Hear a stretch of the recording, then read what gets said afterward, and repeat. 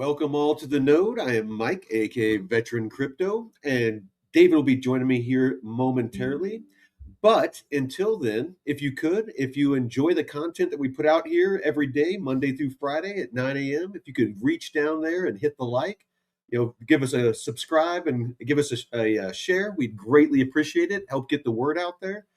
But with that being said, let's go ahead and we're going to jump into the news. So, right out the gate, I want to talk about a Circle. So it looks like that, let's see, they have officially launched their Circle BTC on Ethereum. So it's a one-to-one Bitcoin-backed asset that uses segregated custody and Chainlink proof of reserve, aiming to provide a more transparent and regulated alternative to the wrapped Bitcoin market. So I think that we're going to start seeing a lot more of these types of products being launched, especially when it comes to compliance and and needing to align with regulations in different jurisdictions. We've seen with the Stablecoin Act in the U.S. We've seen kind of the start of this. They're working on the Clarity Act, but I feel like that because in traditional finance, that proof of reserves is so important when it comes to certain assets, that I think it's just naturally going to be something that's going to be required for these digital assets as well. So, I mean, kind of more to come on that, but let's see what it has to say here. So, secure and transparent. Every Circle BTC is backed one-to-one by native BTC. Reserves are readily and independently verified on chain. Proven credibility. From issuing an asset to making it liquid, trusted, and usable globally, Circle BTC is designed with the same foundations as USDC and the Euro stablecoin. That's David. And full stack flexibility. Circle BTC integrates seamlessly with USDC and Circle Mint to offer a single Circle native end-to-end stack. So one thing that I've been noticing, and David, I'm going to kick it over to you after I say this, but it wasn't too long ago that supposedly USDT was going through like an audit for their reserves, and that they had all of these different independent third parties that were supposedly going to do a pre-audit, then an audit, and that just like went away. Like whatever happened with that, and then we're seeing Circle, where they're fully compliant, fully backed by according to the U.S. The Stablecoin Act, and everything that they're doing is purpose minded with aligning with regulation in the different jurisdictions. I feel like Circle is doing a much better job as far as kind of being the stable coin, at least right now for the future. Across. I think I even saw on the news the other day that USDT got delisted in a bunch of European countries. Yes, yeah, it sure did. Because I don't think that they want to comply with MiCA, and honestly, I don't know enough about MiCA. So the thing for me though, Mike, is everything that I know about Europe, and specifically the communist bureaucrats in the EU, tells me that whatever MiCA is, it's probably not good for business. Like it can't be good for business. Like, Mike, can you name a European tech company? Can you name a European AI company? Like, honestly, no. No, the reason you can't is because I know there's some tech companies that are based, not based there, but that have offices there and stuff like that. But sure, not ones that were like started there. And ask yourself why. Why is that? I think a lot of it probably has to do with the regulation. Yes, a lot of it has to do with just not being friendly. It's the same thing in the U.S. With different states, where California was the place for tech, and then because of regulations and taxes and all that, finally a lot of the tech companies like Tesla, SpaceX, and a bunch of others that are actually very left leaning. They've all fled They're to like, we're out. places, Yeah. places that are more friendly. Yeah. I mean, look, California and New York are following the European model, which is disastrous results. Yeah, It's just like, it's so stupid to think that you can repeat the same horrible, disastrous policies over and over again and expect a different result. The result is the tax base leaves and you're yeah, stuck with people who aren't, economically contributing. So it's like, look, man, for Tether, uh, the problem for Tether is that, you know, they haven't really gone through a real audit ever, I don't think. And they've got a weird history. USDT Tether, yeah, it's history, like I think it's the first real stablecoin, but I mean, there's been some shenanigans there. I'll put it like that. yeah. So, these stablecoin products, in my opinion, Mike, these are CBDCs.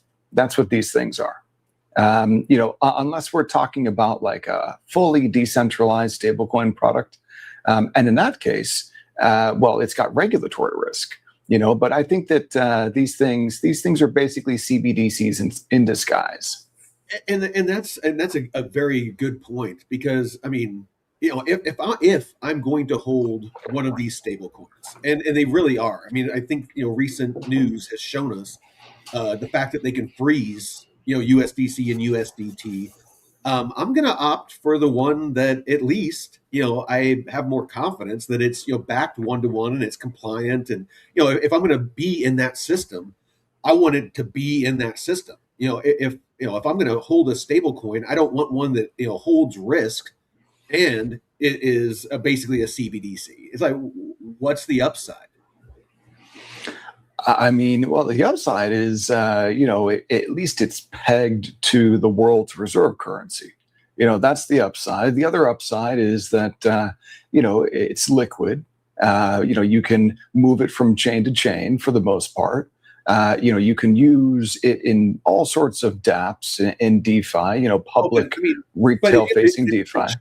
If you have to choose between holding USDT or USDC, I'm going to go with USDC. I mean, honestly, it's like, maybe you pick the devil rather than the one that you don't.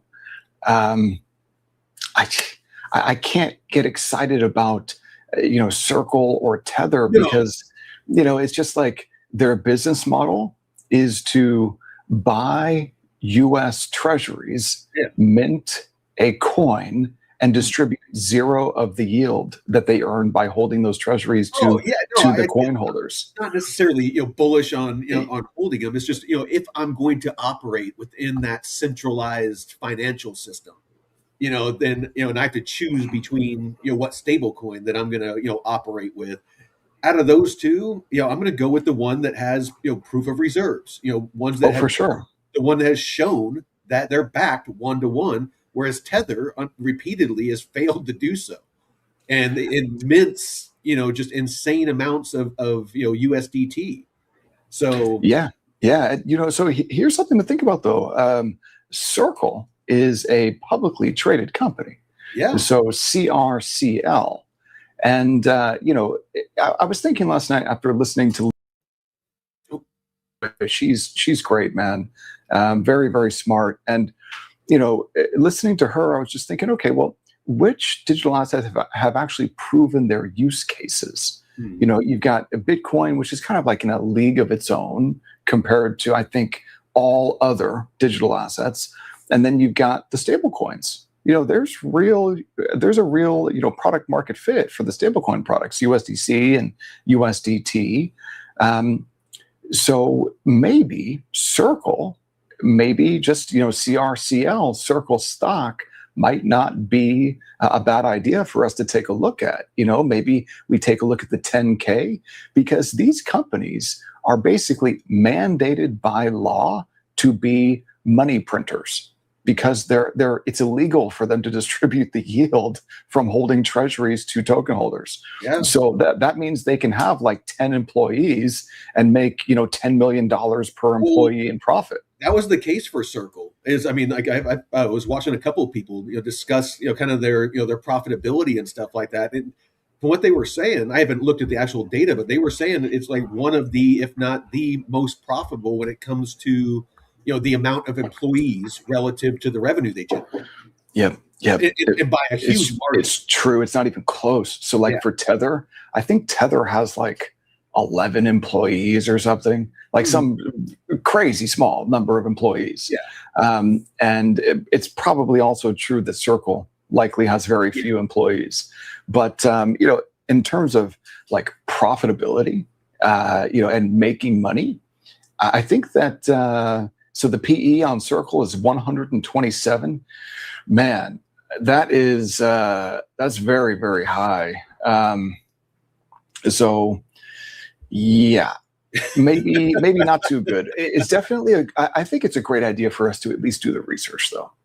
Take a look at the 10K, learn about the business, see what Circle is doing. Maybe we'll be surprised to find something really great that tells us, hey, you know what, Circle, this is a great investment opportunity. Maybe. I'm definitely, I want to learn more about it. And, in the case of Tether, Mike, USDT and its, Tether and its USDT product. So they have an audit issue, right? They've never run a full audit ever. They only have attestations. So they release quarterly attestations. So a full audit is like an exhaustive, retroactive review of a company's party. It's a review of a company's entire financial history, internal controls, operational risks. Well, and they advertise, for quite some time. I mean, it was over a couple of weeks, that, they were bragging about how they were going to do these audits and, they were going to be fully transparent. And then it's been crickets. Like ever since, it's been crickets. Yeah. Well, why? Why is that? Right.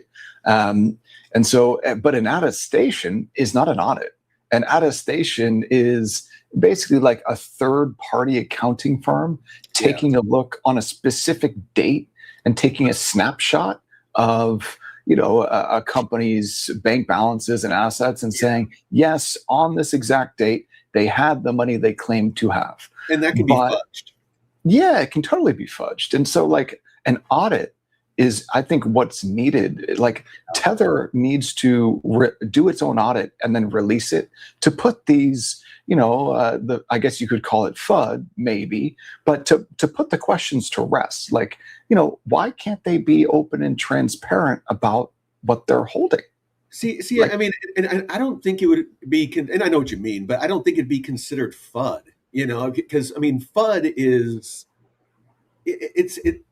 I mean, I guess it could be, fear, uncertainty, and doubt. But, because I doubt that they're fully backed. I'm uncertain that they're fully backed.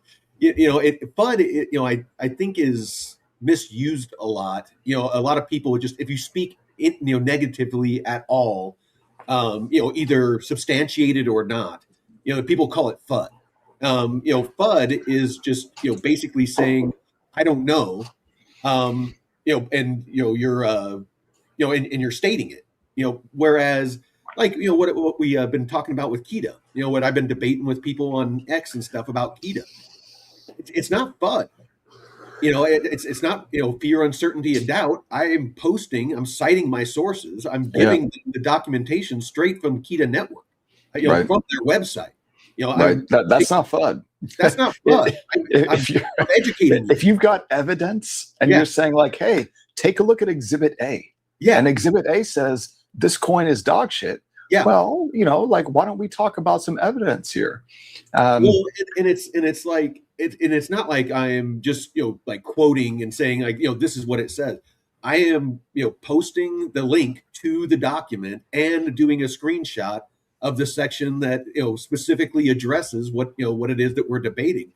And it's, and they're trying to tell me that, that I'm FUDing. And I'm like, well, if I'm FUDing, then, the Kita team is FUDing their own project because I'm using their words.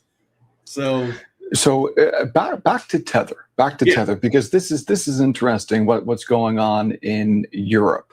And this is, as of, I think, July 1st, Tether will no longer be legally allowed to operate for European citizens in the EU, which is, just speaks to how backwards the EU really is. Let me ask you something, Mike. If the UK were a US state, and we're talking about per capita income, where do you think the UK would rank if it were a US state in terms of like per capita income? Now, what was that? I'm sorry.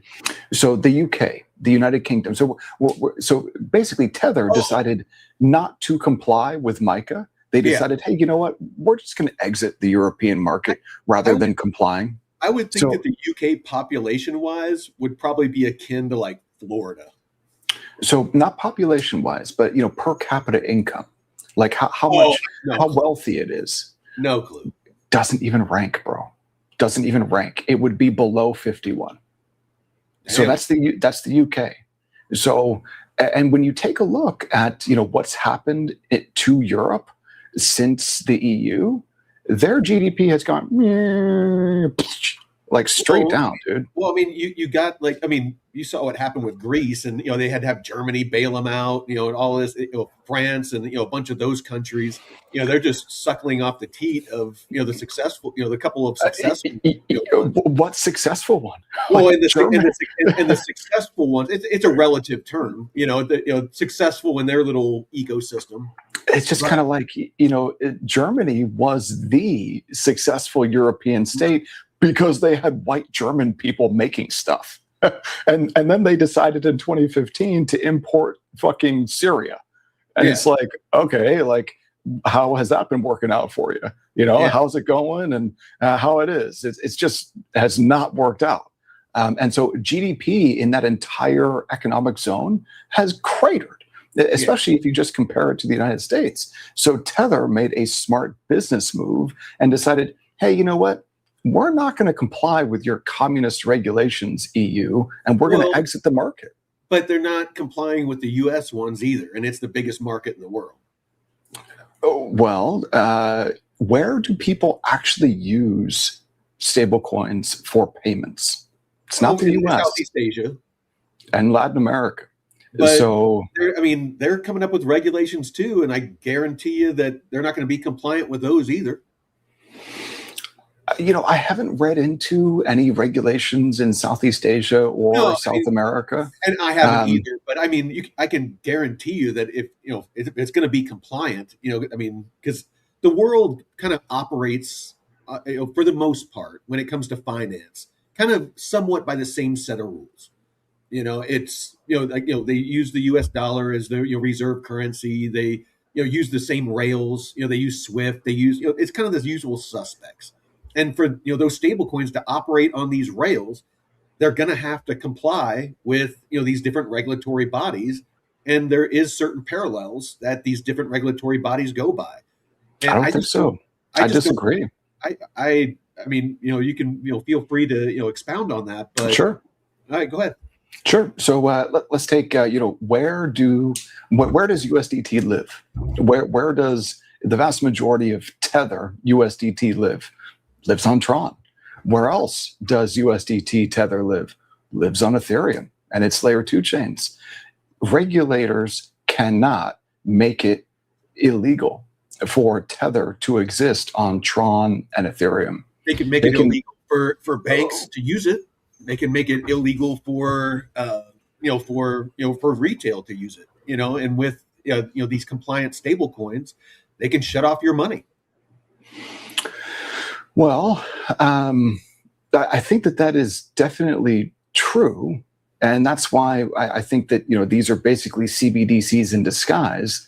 But it's not like, some regulator somewhere can say that, USDT is no longer allowed here because Tron and Ethereum, these are like parallel financial systems.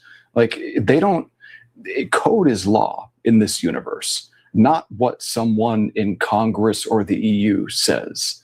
So I think that they can make all the laws that they want, but if you live, it's basically, where do you live? If you live outside of those highly regulated jurisdictions, then you don't have to care what people say there. I don't see where I just don't see where Ethereum and a lot of these big chains are gonna not comply. Just because ultimately they're interested in profits and they want to be the chain where the liquidity flows. I don't And think that's true. That's not what the Ethereum Foundation's latest manifesto said at all. What their manifesto said was, hey, basically they were giving a big middle finger to regulators, and they were saying, hey, we're going to focus on sovereignty and, selective disclosure and privacy. That's what the Ethereum Foundation hope said. that's the case, but I just don't see it because if they're not compliant, then places like people like JP Morgan Chase, all these banks and institutions, to be compliant, these governing bodies are going to say you can't use Ethereum, you can't use, and they're going to comply because they're little bitches. I don't think so. I think that the JP Morgans of the world, these big institutions, I don't think that Ethereum or Bitcoin or Tron need, well, maybe Tron's a different thing, but I don't think that Bitcoin and ETH need JP Morgan Chase to thrive. In fact, I think that they're supposed to be a replacement for JP Morgan Chase. I would tend to disagree. Just like I said, just because of transaction fees and gas and what generates the volume. But I don't want to get too far down this. We're debating. Great conversation. Yeah. No, it's a great topic. I just don't want to get pigeonholed into it and burn up all the news. So, but one thing I do want to touch on is Jeff brought up last night a Base and Coinbase, and the Base network basically dropped a bunch of new alpha, and there's a bunch coming out here in about 9 days. But I want to play this real quick. I kind of thought this was interesting. So we're bringing tokenized stocks from Coinbase to Base. Base will be the chain where every asset in the world, crypto, equities, commodities, and predictions, anything and everything. So let's see what he has to say here. Awesome. Yeah, this was, I wanted to get into this. Base is the largest on-chain venue in the world for spot Bitcoin and Ethereum trading, with 44% of all Bitcoin spot DEX volume, more than every other chain. And we're not building the best place to trade only crypto. Every asset in the world can trade on Base. Equities, commodities, predictions, anything. And as we announced earlier today, we're bringing tokenized stocks from Coinbase to Base.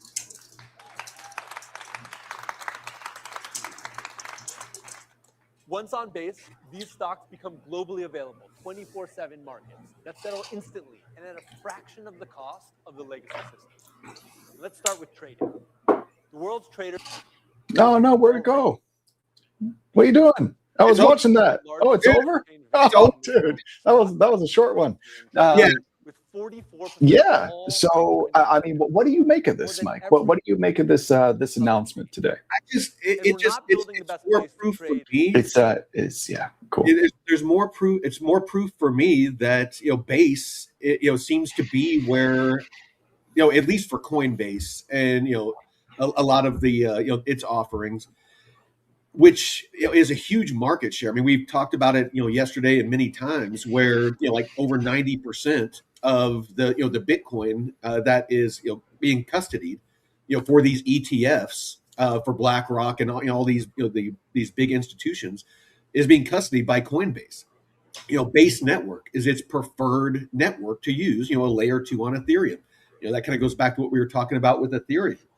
And so I see this, and then this ties into Morpho. I'll get into that with some news that I have coming up.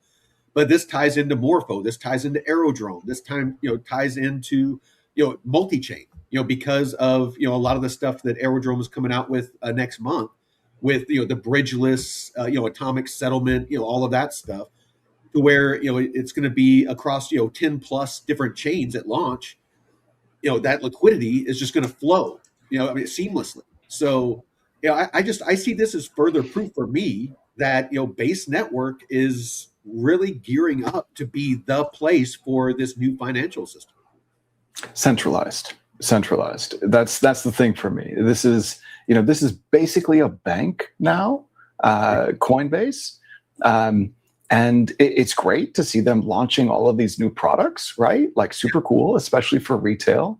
So they launched an SEC registered AI investment advisor, which is super cool, man. What an amazing product, right? Like that's great. It takes, it'll give you tax loss harvesting strategies if you're into that type of thing. It'll, convert real-time breaking news into multi-asset trade recommendations. Like, dude, do you have Coinbase One, Mike? Have you tried using this thing? No, dude, I have the Coinbase One card, so that basically every purchase I make, like all my bills that I have to pay anyway, you get Bitcoin. Yeah, I get 4%, 5%, back in Bitcoin. That just wait.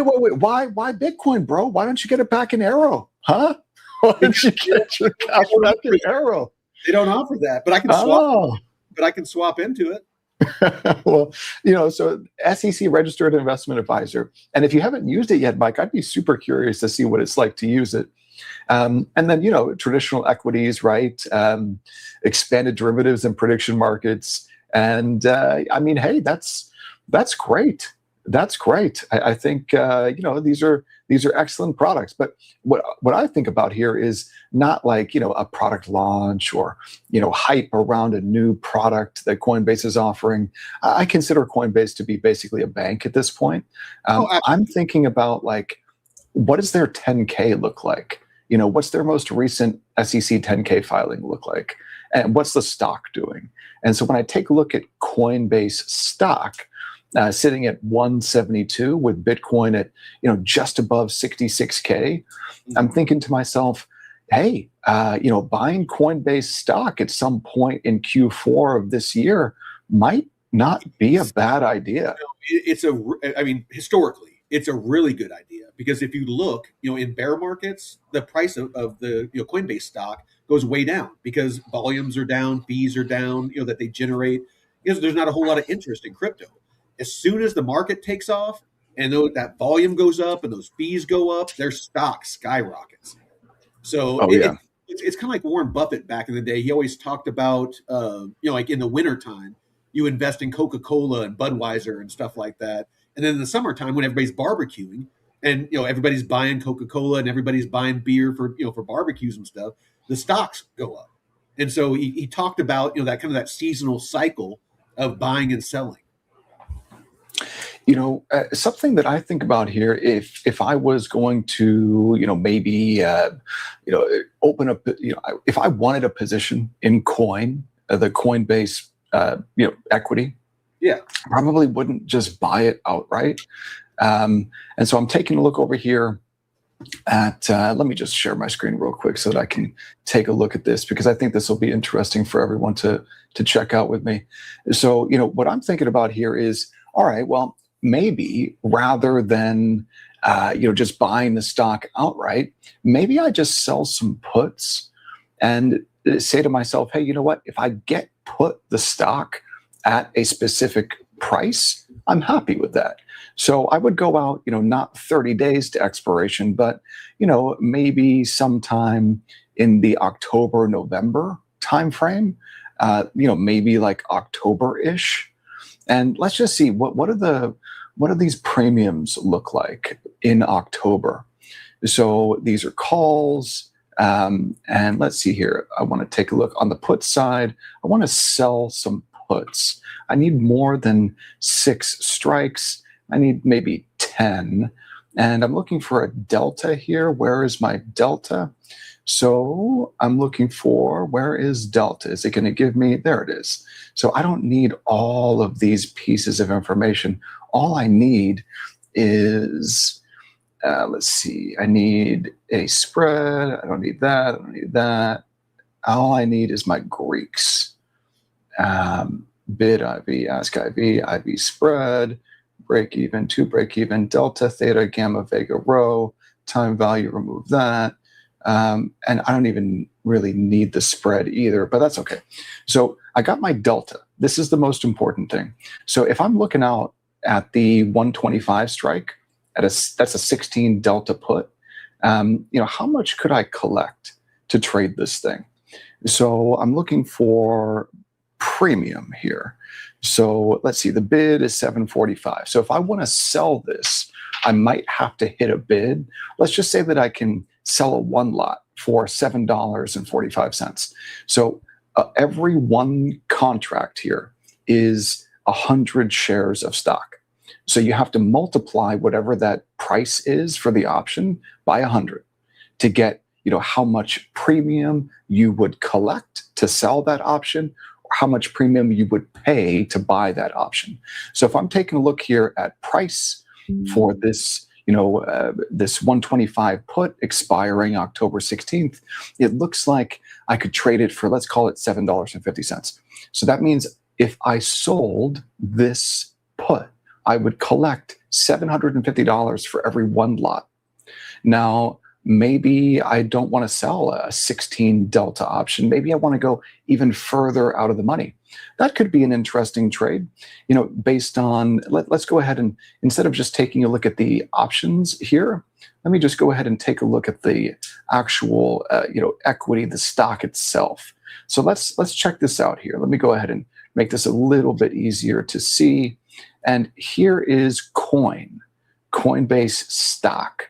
Now I've got this, trend line drawn in here, and notice false breakdown, then it held support, another breakdown, and basically trading at resistance right now. Okay. So it's sitting at resistance.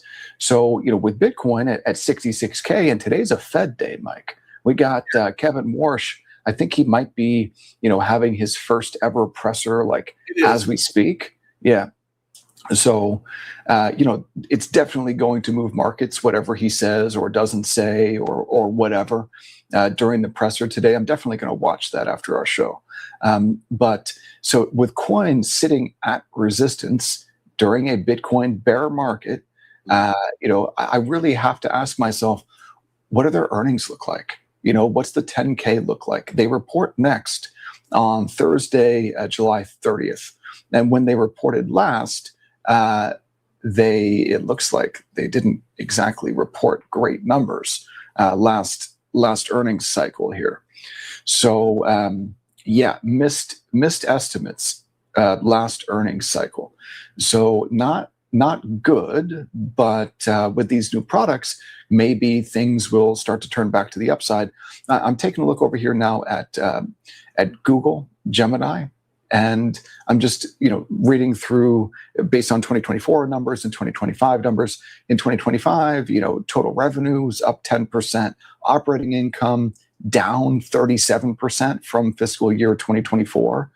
So in fiscal year 2024, they generated $2.3 billion, Coinbase did, in operating income. In fiscal year 2025, they generated $1.4 billion in operating income. That's negative nearly 40%. Net income in 2024, 2.6 billion. Net income in 2025, 1.3 billion. That's a negative 50% change, man. Yuck. And then, but here's a positive though. In 2024, cash and cash equivalents, 9.3 billion. In 2025, that same metric, 11.3 billion. So that's plus 21%.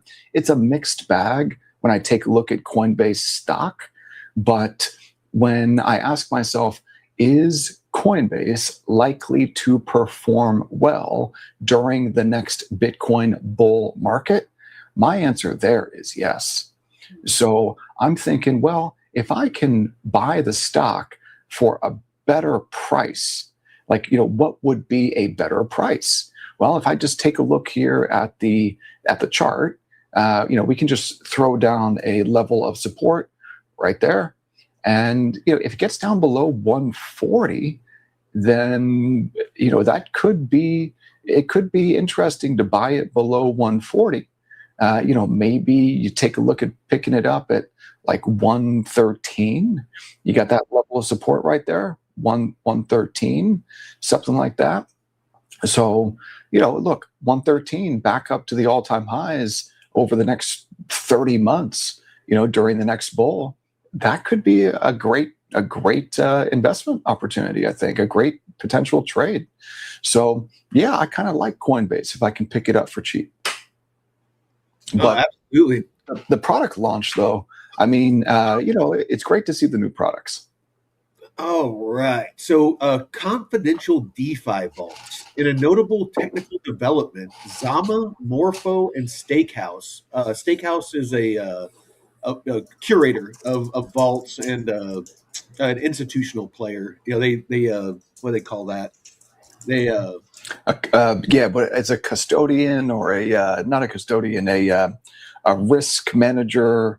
Yeah, yeah, yeah, you know what I mean. So yeah. they've launched their first confidential DeFi yield vault on Ethereum, making a push toward preserving financial products. So it looks like this is a move that we're seeing more and more of. It's something that Canton focuses on. Ethereum, they're later this year they're talking about launching a privacy layer, on Ethereum mainnet. We're starting to see this more and more with these institutions, and you spoke on this yesterday, David, where they want to have these privacy layers because they pay a lot of money for these AIs and for these to develop these different trading strategies and stuff like that, and they don't want to make those public. I mean, why pay tens of millions of dollars or more for these advanced strategies that they're just going to make public for free for everybody? So I think that we're going to see a lot more of this, especially on these platforms that are trying to attract, institutional clients. Agreed, agreed. And it's great to see the innovation, right? So I'm not too familiar with Zama, but I see. We might have to take a look at that. Yeah, I'm definitely interested to do that. And we know a little bit about Morpho. We've run deep dive research on Morpho. Morpho's great. Really, really great. But you gotta, if we're comparing, Morpho on an apples to apples basis with Aave, the Morpho token is really valued at a premium, a steep premium to the Aave token. So just something to know. Doesn't necessarily make it too expensive. It's something to know that it's if you're taking a look at like price to sales, definitely a premium is baked into that Morpho token for sure. If we just take a look at Morpho real quick, this one has done a pretty good job of holding on to its 200-day moving average here. It's tested it a couple of times. So false breakdown here, test and hold, test and hold. And as of right now, $1.97 for Morpho. The all-time high, I think I'm just going to disregard that launch candle. I think the all-time high, a legitimate all-time high, is like $4.20. So this is quickly becoming like a trusted public-facing and institutional DeFi money market. So this is great. Love Morpho. I would like to see, this push back up to $2.87, get above there, and we can start talking about those all-time highs again. So this one, the innovation is really what I like to see out of Morpho. And that Zama Morpho Stakehouse product, the Stakehouse Confidential USDC Prime Vault. So the privacy problem, Mike, as you were saying, is something that's been keeping major institutional money out of public DeFi protocols because they can't afford to have their proprietary strategies exposed, for everyone to be able to see, right there on chain. So they have been staying out of public chains. But, the confidential vault, great. I think this is probably just the start. I think we're probably going to end up seeing a lot of these confidential vaults moving forward. So this is great. This is good news. Good news for Morpho. Yeah. So I looked up a little bit. Me and you were playing around this morning on Discord, joking about Pro and stuff. So you always ask, very, maybe not insightful, but very. No, definitely not insightful. I'm half retard. But very, very, very valuable questions. Because it's and that's what I appreciate about you. Quoting Letterkenny. That's what I appreciates about you. Um, Appreciates. yeah, appreciates exactly. I did a little bit of research because I wanted to understand better, kind of the profitability of the Aerodrome platform and how that all works, and what incentivizes Dromos Labs to continually innovate and develop, and stuff like that, and how it compares to Uniswap and other models. And so this is kind of what I came up with. I want to try to blaze through this really quick, but it says Dromos Labs, the core development team behind Aerodrome, is incentivized through a structural alignment with the protocol's success, specifically through the zero leak model's own provisions. They do not operate as an external entity charging fees. They are participants in the same ecosystem they built. Here is how they are funded and how they are incentivized to build. The 5% allocation, the dev tax. While 100% of the exchange revenue, swap fees, and bribes is passed to VE arrow holders, there's a specific provision for the development team. Emission allocation. To support ongoing research, development, and maintenance, 5% of the weekly arrow emissions are allocated directly to the Dromos Labs team's address. Compounding interest. These tokens are automatically compounded into a max locked position. This means Dromos Labs effectively becomes one of the largest token operators on the protocol. Incentive alignment. By being a major holder, their own income, their share of the protocol's swap fees and bribes, grows only as the protocol becomes more successful. If they stop innovating, liquidity dries up, fees drop, and their own VE arrow rewards shrink. So strategic skin in the game. They talk about protocol dominance. Dromos Labs is actively positioning Aerodrome to compete with giants like Uniswap. By building features like predictive allocation, launching July, they are increasing the protocol's utility and stickiness, which attracts more volume and consequently more revenue for VE arrow holders they are part of. Let's see. Philosophy. It is worth noting that Dromos Labs leadership, specifically the CEO Alex Cutler, is vocal about the Uniswap model being a strategic error. The zero leak argument. They argue that by not taking a corporate fee, unlike protocols that use fee switches to pay a central treasury, they maintain the highest possible loyalty from liquidity providers and voters. Competitive moat. They Well, believe. so hold on. So if they're taking 5%, Yeah. how is that? It's just a different way of taking a protocol fee. And in fact, a much, much bigger protocol fee than what Uniswap takes. So Uniswap is like measured in basis points. I would like to see a side-by-side comparison, but I would disagree. Well, I can tell you. So, I've used Uniswap professionally for years. So I'm I very get that, familiar with it. but they actually take part of the fees, whereas Aerodrome, they max lock everything they take. And So why is that good, though? It's good if they're going to direct those emissions in some way. But what I want to drill down on is it's good what's the because actual they're not dumping number? the tokens. They're not dumping those tokens on the open market. Well, so I don't think that Uniswap is dumping any tokens. I'm talking about the way that fees are generated, the way that revenue is generated. Yeah. Like that's what I want to drill down on. So I think it's really important for us to really understand like how these decentralized exchanges make money and how much money they make and whether those revenues accrue to token holders or not. Yeah. And so that way we can take a look at these big dexes like Aerodrome and Uniswap and Jupiter and say, hey, you know what? If we want to value these tokens on an apples to apples basis, which of them is expensive and which of them is a good bargain? That's what I want to drill down on. So I don't really know a whole lot about Jupiter's JUP tokenomics. I don't know anything about it. Yeah. And I know very little about Uniswap with their Uni tokenomics. We definitely need to take a look at that. And then for Aerodrome, with the Arrow tokenomics, I know a lot more about Arrow's tokenomics than I do even about Uni or Jupe.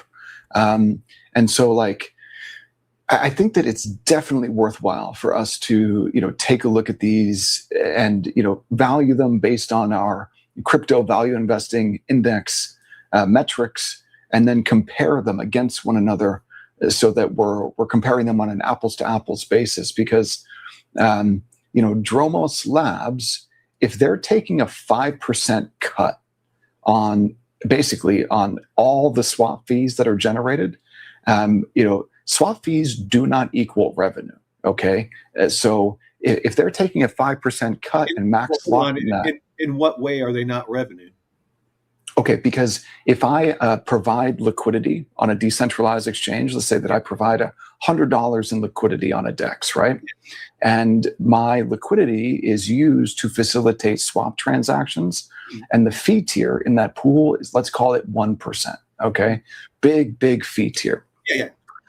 Whatever the fees are that are generated as a result of traders using my tokens to execute swaps, those fees that are generated, those fees accrue to the LPs. So those fees are not protocol revenue. What Aerodrome has done is they've exchanged like the swap fees, which are generated in the underlying tokens, they've exchanged it for Aero. And they did that to bootstrap liquidity on the platform. And then what they do is they take a 5% cut of that. Yes and no, because fees are not paid in Aero when you do swaps. So they are getting, the fees are paid in the base assets, and then they are swapping it into Aero to pay VE Aero holders if they're staked. If they're not staked, they remain in the base assets and they're paid out in the base assets. Right. That is true. So why don't we draw this? I think that could be useful. If we've got a pool, right? Here's our pool. This is our liquidity pool with liquidity. It's got liquidity. And so this pool here, it's got 50% ETH. And then 50% right? USDC. And 50% USDC, okay? We're just going to keep it super simple. Exactly. And let's say that in this pool, traders come in and they use the assets in the pool to swap ETH for USDC. Yeah. And let's say that the fee tier 1%. Just for good round. Yeah, just to keep it easy. So the fee tier is 1%. So let's say that this pool every day generates in fees, these are swap fees, not revenue. This is not protocol revenue. These are swap fees. So let's say that this pool every single day generates $10,000 US in fees, swap fees. If you're a liquidity provider in a pool like this on Uniswap, well, then these fees accrue to you, the LP, in ETH and USDC. Now, Uniswap takes on the swap transaction when a trader uses Uniswap to swap his ETH for USDC or any token for any other token where there's a liquidity pool on Uniswap. Uniswap takes a protocol fee. That's revenue. The protocol fee is revenue. The fee tier is not. These are different. So the fee tier is the mechanic of the pool that generates the swap fee, which goes back to the LP. So this is the Uniswap example. Now let's compare this with Aerodrome and what happens on Aerodrome. So if I'm an LP and I provide Ethereum and USDC on Aerodrome, and I stake my LP tokens, then I'm going to receive Aero, right? So when traders go to Aerodrome and they swap Ethereum for USDC or whatever, vice versa, and they pay this fee tier, when they pay this fee tier, fees are generated in Ethereum and USDC in those underlying assets. But because I staked my LP tokens, I don't earn these underlying assets. Instead, they get exchanged. And I don't know what the mechanism is, to be completely honest, where the ETH and USDC that's generated in fees is exchanged for Arrow. But the Aerodrome protocol does exchange the underlying assets that are generated in fees for Arrow tokens. My guess would be because they're minting new Arrow tokens, that they mint a representation of that, and that's how that's how they're paying that. But well, it's definitely a good idea for us to find out. Yeah. Well, I just actually looked up the definition of revenue for these protocols, and it says that the protocol perspective: gross volume versus captured revenue, total swap fees. These are the gross revenue generated by the protocol's existence. They represent the total value extracted from traders. Captured revenue. This is the portion of those fees that the protocol actually claims to be distributed elsewhere. In Aerodrome's zero leak model, 100% of the swap fees, minus the small amount for LPs, are captured and directed to VE Aero voters. Therefore, 100% of these fees are considered protocol revenue. In other protocols, i.e. Uniswap, only the percentage of the swap fee allocated to the protocol treasury is protocol revenue. The remainder is supply-side revenue paid to liquidity providers. So that's the definition. That's what Gemini just told you. And Yeah. Gemini doesn't understand how this works. So, well, I mean, we can dive deeper into it, but revenue is, I mean, revenue is the fees. I mean, that's being generated by the protocol operating. How those fees are, that revenue is dispersed. Then that gets into another a whole nother. That's the important thing, though. Like that's the important thing. But we want to talk about the definition of words. What the definition of is revenue is fees are revenue. No, they are not. So there's no way, because revenue to a business. Okay, if I'm Uniswap and I charge a 25 basis point fee on every swap that traders execute, then that is revenue. That's business revenue. Okay, that's like after all my expenses. The formula it gives is protocol revenue equals trading volume times the fee percentage. Okay, so I would refer to that not as revenue, because it's not. Those are swap fees, which must be paid to LPs. If they're not paid to LPs, then why in the world would, what's the incentive for liquidity providers to provide liquidity if they're not going to earn those swap fees? It's revenue because it's generated by the protocol, and the protocol earns that, and then it pays out that revenue to the LPs. Right, but so the problem here for Aerodrome, comparing it to Uniswap. Think of it this way. It's like owning a stock that pays dividends. The company generates revenue, and from that revenue, they pay out dividends to the stockholders. Mike, I understand this stuff really, really well, bro. I get where you're coming from. I feel you digging your heels in, but it is what it is. It generates money, and that money is revenue, and that revenue is paid out in different ways on different protocols. It's the generation of money through goods and services is revenue. Okay, so here, why don't we bring it back to the drawing? Maybe that will help. Let's take a look at the drawing. Okay, you make drawings all day. It's a super simple concept. So I want to help you understand this. All right. So this is, well, so I want to make sure that we're on the same page. How about that? So if we take a look at this LP pool, right? We've got Ethereum and USDC in this pool. Okay. If I'm the liquidity provider and I took my ETH and USDC and provided it as liquidity in this pool, when traders use my assets to facilitate a swap and they pay whatever the fee tier of the pool is, what is generated is a swap fee. Now, if you want to call that protocol revenue, okay, I disagree with that definition because it's not what it is. It's a fee, and that fee needs to return back to the LP, right? So if I'm the LP, my incentive for providing liquidity in the first place is that when people use it to swap, I earn that fee that's generated. That's on Uniswap. That's the Uniswap model. So you didn't like the Gemini. So here's off Investopia. What is revenue?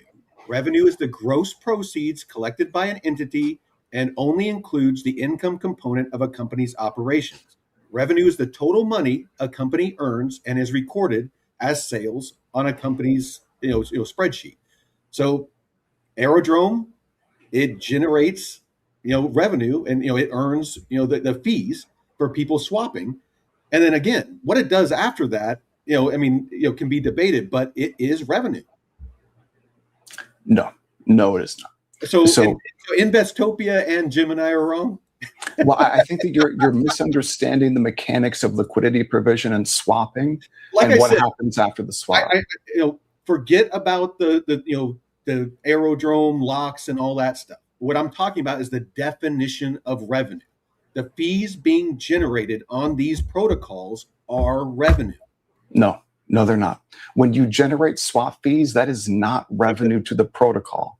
The financial world would disagree with you, but I'm trying to explain this to you, Mike. Well, dude, you're basically contradicting Investopia, Gemini, and everything else. Yeah, because they're wrong, bro. Simple. They're wrong, and you're right about the definition of revenue.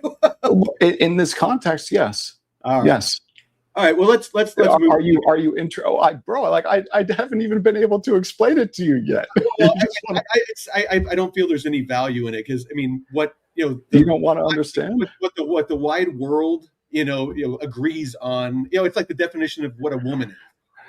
If the biological definition is the right Mike, the problem here, bro, is that this context is important to understand. Okay, so in this context of liquidity provision on a decentralized exchange, swap fees do not equal protocol revenue.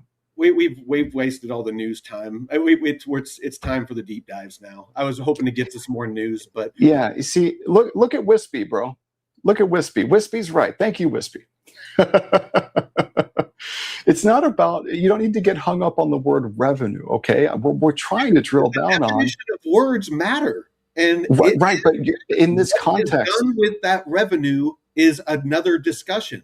But the fees generated on these platforms are revenue. No, they're not. No, they're not. Not in this context, Mike. It's not. It's just not.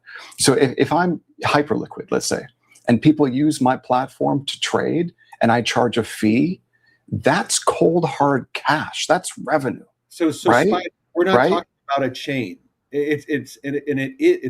We're talking about a protocol, and that protocol is offering goods and services. And for those goods and services, people pay fees. Those fees are revenue. It might be protocol revenue, but it is revenue. No, not in this context, bro. It's just not. Let's get into the deep dive. But before we move on, I would like an opportunity to continue talking through this, because this is really important. This is what I think most people don't understand. We're making up definitions, though. If we can't agree on the definition of what a woman is, how can you have a discussion on the topic of gender? Same as if you can't agree. What the fuck are you talking about? I'm talking about protocol. What I'm talking about is the definition of words. If we can't agree on the basic definition of revenue, how can we get into the semantics or the details of how it pertains to these protocols? Okay, you have to have a basis. So, Mike, I think the core misunderstanding here is what do you refer to this as? The fee tier, okay? What is that? When it's the cost of the service of providing the platform or the protocol to do the swap. Okay. Providing the liquidity. Okay, so if I'm the LP, I provide 2 tokens to a pool. I do that. I'm incentivized to do that because I know whenever someone uses my liquidity to execute a swap, I earn that fee generated by the pool. Think of it this way. That's not protocol revenue. That goes back to me, the liquidity provider. Think about it this way. A bank, I deposit my money. Well, hold on. Did you understand that, though? I did, and that's why I'm using this example. Okay. A bank, you deposit your liquidity into the bank. The bank lends out your money. The bank charges interest for that and gives you very little of it. Is that interest that they earn off of your liquidity considered revenue for the bank? It has nothing to do with the context that we're talking about at all. It's exactly. I'm a liquidity provider for the bank. No. It's completely different, Mike. So we got to go back through this again. This is like foundational here, brother. We got to get this. I'm not going to interrupt. You go through it because we need to get to the deep dives. Okay, great. I want to get to the deep dives, but we got to get through this. Okay, so I'm the LP, right? And let's use Uniswap. Forget about Aerodrome for the moment. Let's just talk about Uniswap. I'm the LP. I come in, I've got ETH, I've got USDC. I provide Ethereum and USDC tokens to a decentralized liquidity pool on the Uniswap protocol. I'm incentivized to do that because I know that whenever a trader uses my ETH and USDC to execute a swap, I earn a fee. And that fee is determined by the fee tier of the pool. So that means that based on whatever my proportional liquidity provision to that pool is, if the pool's got 100K in it and I provided 10K to that pool, I've got 10% of whatever the fees generated by that pool are every day. Mm-hmm. So if I've got 10% of the pool and the pool generates this 10K in swap fees every day, I earn $1,000. Great, right? Yeah. So how is that protocol revenue? That's the problem for me. Because they earned it and they paid it out to you. So the protocol didn't earn it. The protocol revenue in Uniswap's case, that happens when a trader uses my ETH and USDC to execute the swap. The trader pays not only the fee tier, the trader also pays a Uniswap fee measured in basis points. I think it's like 25 basis points or something like that. That is protocol revenue. With their DAO, in Uniswap's case, if they voted to change that to where, just hypothetically, no fees were paid out. Granted, nobody would provide liquidity, but just bear with me. Right. If no fees were paid out, where would those fees go? If people kept providing liquidity and fees kept getting generated, where would all of those fees go? Oh, well, so it would completely break the model. No. But I'm saying if people still provided liquidity, just for the sake of argument, people kept providing liquidity, fees kept getting generated at the same rate, but the DAO voted that no fees are going to get paid out to liquidity providers. Where would those fees go? To wherever the DAO decides those fees go. Thank you. It's revenue. It's revenue that's paid out. How does that make it revenue? What the hell are you talking about? Because if those fees organically flow to the platform, the protocol, and whoever controls that protocol. But that's not how this works, though. It doesn't flow to the protocol. These are decentralized liquidity pools. And so I'm incentivized to provide because of automated processes. But those automated processes can change. If it's a DAO, and because we're talking about Uniswap, the DAO, and if they control the majority of the DAO, which I believe they do, they control the fees that are generated on their protocol. So that's not how liquidity provision works on Uniswap. And the problem for me, Mike, with Aerodrome is on Aerodrome, that is how liquidity provision works. When I'm on Aerodrome and I provide liquidity and a trader comes in and uses my ETH and my USDC that I provided as liquidity to execute a swap. Well, instead of that trader paying a protocol fee, that protocol fee on Uniswap is like 25 basis points. That protocol fee that's paid to Uniswap by that trader, that is protocol revenue. Now, on Aerodrome, rather than charging a 25 basis point fee on every swap, what Aerodrome does is they use this fancy, complex scheme to take the fees that are generated through traders swapping ETH and USDC or whatever. Let's say I'm on Aerodrome now. Now we're talking about Aerodrome, right? So on Aerodrome, I'm the LP. I provide ETH. I provide USDC to a pool. Let's say it's got a 1% fee tier. And when traders execute a swap using my liquidity, that fee, which is generated in the underlying assets, I think it must immediately be used to either mint Arrow or swap into Arrow. Not quite sure on exactly how the ETH and USDC. I'm pretty sure it's a swap. Is it a swap? I don't know for certain. I'm pretty sure, but I can definitely look it up. I've stopped, trying to learn like the present model because the new models come in next month. I'm trying to focus on learning that one. Okay, so if we're talking about the current model right now, if I'm the LP, I provide liquidity on Aerodrome, and a trader uses my liquidity to execute a swap, and those swap fees generated in the underlying assets in the pool are then used to either buy Arrow or mint Arrow, and then me, the LP, I receive Arrow instead of receiving ETH and USDC. Well, where does the protocol generate revenue?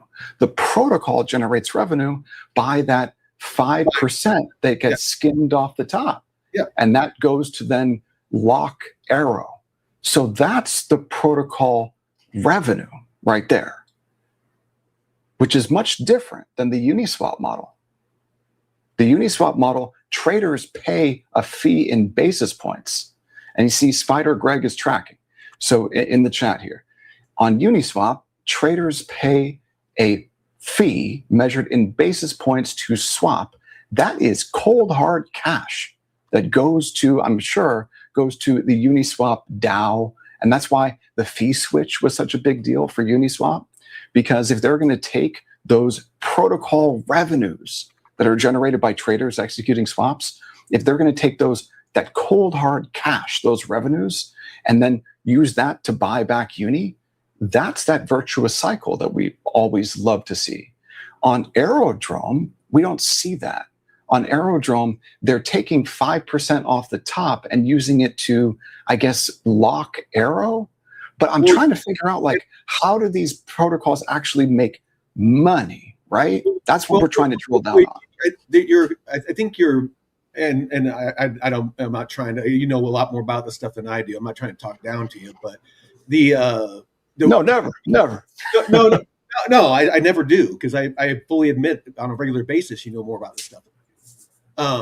So the revenue is, all the fees that are generated. The net profit would be that 5% that Aerodrome keeps. No, in this context, the simple definitions. Right. Well, but the words are important, and in this context, those words are inappropriately used. So if we're talking about Aerodrome and the protocol revenue that Aerodrome generates, protocol revenue does not equal swap fees. They are not the same. Revenue is just any profits that are made from goods or services, and then what the profit or the net profit is what the company actually keeps after paying employees and all that, like in a regular business. After they pay for operational costs, that's what the company keeps. That's their net profit. Okay, so if I can accept the way that you describe that for sure. I can totally see where you're coming from with that. I don't think that in this context it's quite precise enough, but okay, I see where you're coming from. Well, until they come up with new verbiage that's specific for DeFi and crypto, we have to use what we have available to us, and as of right now, that's what we have available to us. Well, so I think that it's inaccurate and imprecise, but I can agree. I can get on board with But for the broader audience, we need to use universal terms that can be at least somewhat accepted and agreed upon. And these are well, yeah, but like, dude, I don't agree. That's the thing. well, dude, So I mean, this is again, this is that argument with what is your definition of a woman? I mean, no, you're missing the context. But I mean, you can not agree, but it's just words have definitions, and by definition, Inaccurate. So, but here's the thing, though. Let's say that Dromos Labs gets the 5% off the top, right? So, if we're talking now about protocol revenue, okay, like money that Aerodrome and Dromos Labs actually make, right? So, how much money does Dromos Labs actually make? Like, what type of money do they actually make? That's what the whole point of this conversation is. So we're trying to figure out, like, okay, we know that there are different ways of generating swap fees. We know that, Aerodrome takes 5% off the top from the swap fees, and that's used to lock more Aero. On Uniswap, when a trader swaps, they pay a 25 basis point fee. That's protocol revenue. I really want to get to the deep dives. We are burning a ton of time. We got 45 minutes to get through these deep dives, and it's two very, very freaking interesting. Great, let's do it. Well, we got to revisit this at some point, Mike. We can dedicate a show to this, but we are burning way too much time. Sure. So we can hop into the deep dives here, but awesome. that is, but that conversation, that is like foundational to understanding how these decentralized exchanges make money. And the thing is, I mean, we're trying to create definitions here, so I don't feel like we're going to get anywhere, and I don't want to burn through all the time. But I definitely respect where you're coming from, and I see what you're talking about. But again, by definition, it's just there's certain definitions. But again, all right, I appreciate it. What's the definition? Is yeah, Bill Clinton. It's like I do not know that woman. I don't know that woman. What is a woman? Did you have sexual relations with that woman? How do you define? How do you define what is? Yeah, there we go, man. Let's take a look at Fireblocks. So what is Fireblocks, right? So I think that this is going to be really, really interesting because aren't they like a custodial, or not custodial? This is like a institutional like wallet provider, right? I think something like that. I'm not super familiar because neither one of these projects have a token, and so I'm not super familiar with them. I just keep seeing their names popping up with everybody. When it comes to RWAs and this new financial system that's being built out, everybody seems like that they are using Fireblocks and Securitize. So I've been wanting to get a deeper understanding of both of these. Yeah, me too. For a long time. Yeah, and we're actually trying to get. I've been talking with by mid-20 Fireblocks team, trying to get them on. I would love to have a conversation with these guys. Yeah, I think it would be very, very interesting. But I know next to nothing about Fireblocks. Yeah. So let's go to the Leering Center. let's leer. 2026. The digital asset economy's prime. Mike, can you hear it? I can, thank you. Okay, awesome. Let me start it over. By mid-2026, the digital asset economy's primary utility rail reached systemic scale, securing over $14 trillion in cumulative lifetime transaction volume. Yet beneath this massive systemic throughput, a severe contradiction paralyzes the traditional financial system. Capital allocation for digital asset integration is at an all-time high, but actual operational deployment is failing. This chart visualizes the production gap. While 88% of financial institutions budgeted for digital asset infrastructure, only 16% transitioned to production. Bottlenecks are strictly internal. Breaking down that 88%, 42% cite talent gaps, and 85% report custody governance remains unresolved. The 16% minority that did bridge the gap are now processing up to $6 trillion in annual stablecoin volume. They achieve this scale because they completely bypass the traditional centralized crypto custodian model. Closing the production gap requires abandoning centralized third-party holding structures. The path forward relies on a non-custodial operating system that mathematically decouples asset custody from execution vulnerability. Legacy digital asset management systems rely on a single, whole private key. If that key is lost, stolen, or accidentally exported, the underlying funds are permanently compromised. Because Hey, start over. I muted you when you went to go get coffee or something. We could hear. I was just grabbing some, getting some more coffee. I heard like it sounded like you were making an espresso. It was all kind of. Oh shit, my bad. No, I was just pouring out the rest of the last of the coffee from this morning. So this is the important part for me, because have you ever asked yourself, like, how do these big institutions, if you got $1 billion of digital assets like in your wallet, you better make sure to custody that key properly, right? Well, we've seen what's happened with a lot of these fucking admin keys and stuff for these protocols that have gotten compromised, and what's happened. Yeah, so I think that's the core of Fireblocks here, is that. Okay. Early attempts to solve this for enterprise clients relied on on-chain multi-signature protocols. Those systems failed to scale because they introduced high execution latency, inflated network gas fees, and left a visible on-chain footprint that exposed internal organizational quorums to the public. The mathematical solution is Fireblocks' proprietary multi-party computation continuous multi-party protocol, known as MPC-CMP.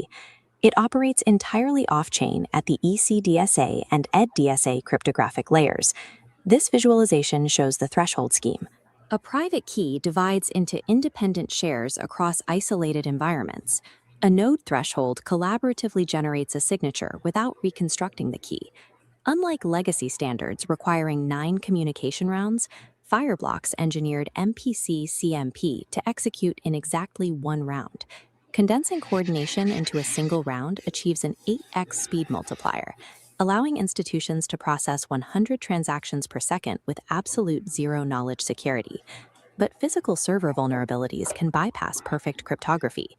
If an attacker gains root-level administrative access to a host machine's operating system, the underlying data is entirely compromised. To prevent this, the cryptographic algorithms must be isolated at the physical layer using Intel Software Guard Extensions, or SGX. This schematic details parameters to run an API cosigner. The infrastructure demands Ubuntu, 4 processor cores, and a hardware-encrypted enclave page cache. If a breach penetrates the operating system, it hits a hardware-enforced wall, unable to penetrate the encrypted boundary where key shares live. Initialization of this server requires a strict remote attestation sequence. Upon startup, the secure enclave must mathematically prove to a remote SAS server that its binary code has not been modified or reverse engineered. Okay, so wouldn't this be like one of the best targets for an attacker? Like Fireblocks architecture? Oh, yeah, no, because if they could crack that, then everybody that's using it, they'd have access to that liquidity. Right, this infrastructure, man. I bet you that there are some guys over at Google, like DeepMind or whatever that is, that quantum thing that they're building.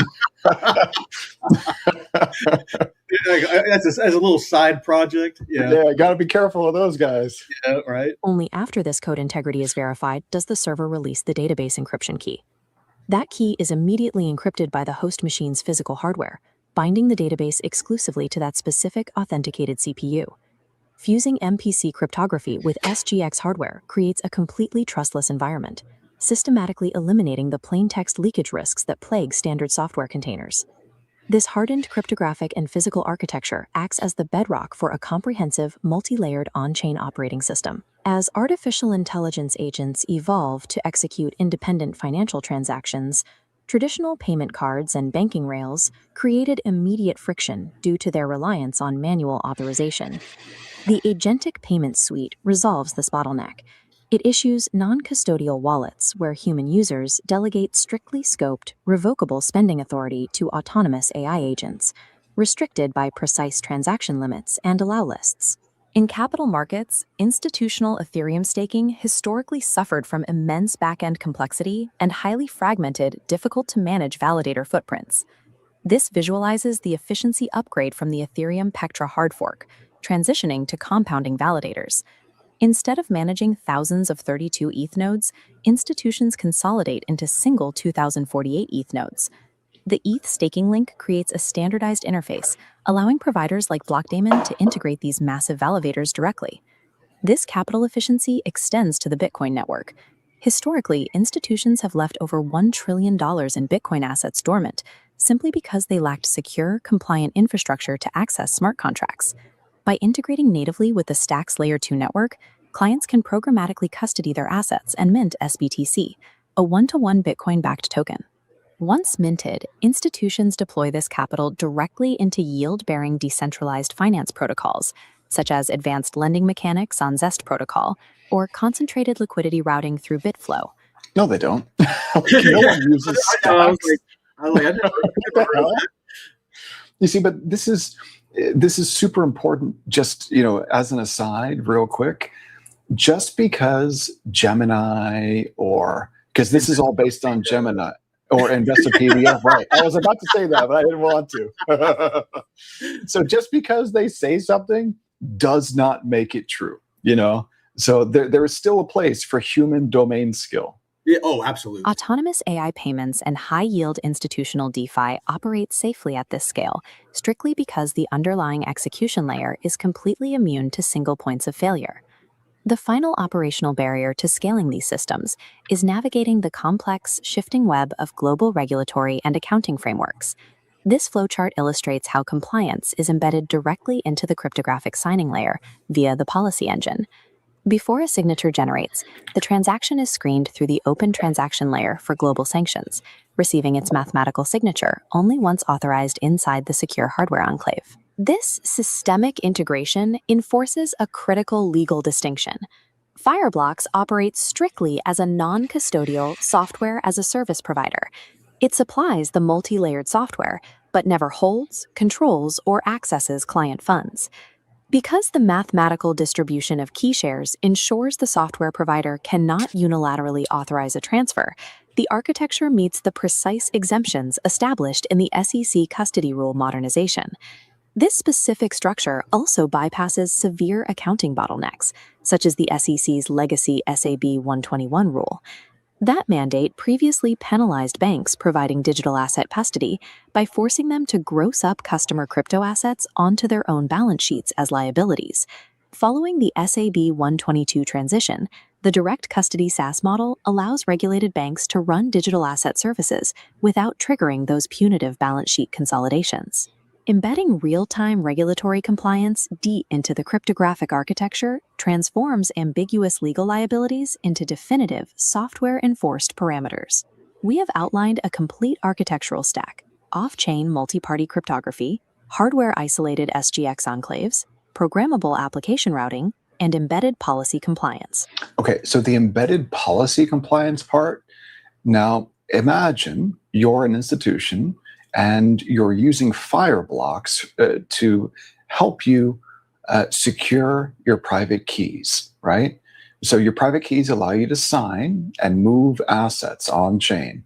Assets live on-chain. If you can't sign, you can't move your assets. So if your keys exist only on Fireblocks, and maybe you're an EU-regulated entity, right? And you've got digital assets and your keys exist on Fireblocks, well, what happens if the EU, makes something that you're holding suddenly non-compliant overnight? And that's baked into the policy compliance architecture on Fireblocks. Does that mean that you would no longer be able to move your assets, effectively freezing you out from your own assets? Is that what that means? I don't know, but just a question here. This data map outlines how that exact same foundational stack acts as the primary utility rail for entirely different institutional priorities across global regions. In Latin America, major global remittance providers use the stack to abandon capital-inefficient, pre-funded fiat accounts, replacing them with localized, real-time stablecoin backhaul operations. In the Asia-Pacific region, a highly favorable regulatory outlook has driven a custody-first sequencing. Financial institutions there are leveraging the architecture to accelerate the deployment of tokenized money market funds and advanced capital markets infrastructure. The global institutions successfully bridging the production gap share one common trait. They prioritize strict operational readiness and direct control infrastructure over a reliance on third-party custodians. The future of the global on-chain financial grid is being built by enterprises running secure, automated operating systems that decouple asset custody from execution vulnerability. Very cool. Very cool. So, can we use this thing? Like, is this something that retail can use, or is this only for institutions? All of the posts that I've seen of theirs seems like it's institutions only. That this is more of a B2B than retail. Yeah, I don't know, but I want to take a look at their website, and I want to see what it looks like to maybe try to use this thing. So I think this is the website. It's fireblocks.com. Mm-hmm. So let's see here. When I hover over products, I'm going to zoom in just a little bit. When I hover over products, I've got for wallets, treasury management, wallet as a service, embedded wallets, wallet connectors, and Fireblocks Trust Company. Okay, awesome. So let's do, wallet as a service. Okay, wallets as a service for managing client funds. Power your exchange, payment platform, or institutional service with wallet infrastructure built for scale. Awesome. Okay. Secure client funds, scale wallet creation, streamline fund management. Awesome. This is great. If you're an exchange, and your main goal is to make sure that you're secure and compliant, this looks like a phenomenal solution for that. So let's see here. How could I take a look at actually using this thing? How could I use that? Defense, in-depth security, safeguard your user experience, yada, yada, yada. Connect your users to DeFi and Web3. Awesome. Deliver native staking services. Great. Ready to manage client funds with confidence? Yes, I am. Request a demo. Dude. So this is gated, like B2B only, it looks like, at least for this product. Maybe let's take a look at agentic payments. What does that look like?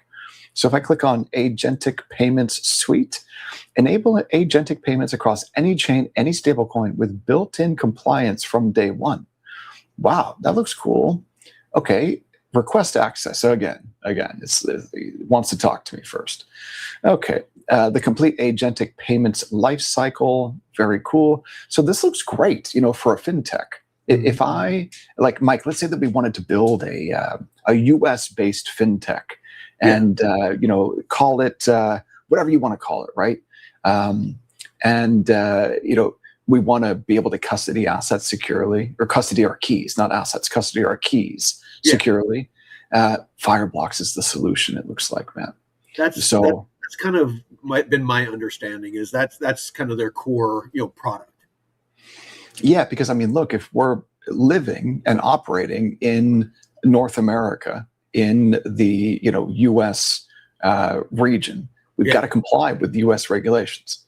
So I wonder if it's air gapped, and maybe it covered that. I was doing some side research while it was going through it, but because like you said, if somebody was able to crack Fireblocks and they're custodying, all these freaking, institutional keys, holy shit! Make Aave, make that 300 million look like freaking child's play. Oh man, that would be bad. Yeah. So, yeah, man, Fireblocks looks great.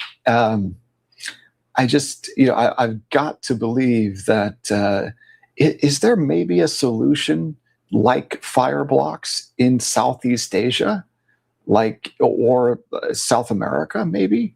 Is there maybe a competitor to this product in those regions? I'm just curious here, to Fireblocks in Southeast Asia and South America, because I think that this probably serves mostly North American and European clients, I would guess. It looks like in Southeast Asia and APAC, in that region, there is a competitor called Kobo. Kobo is, I guess, a competitor to Fireblocks. Oh, They're out of, yeah, me neither.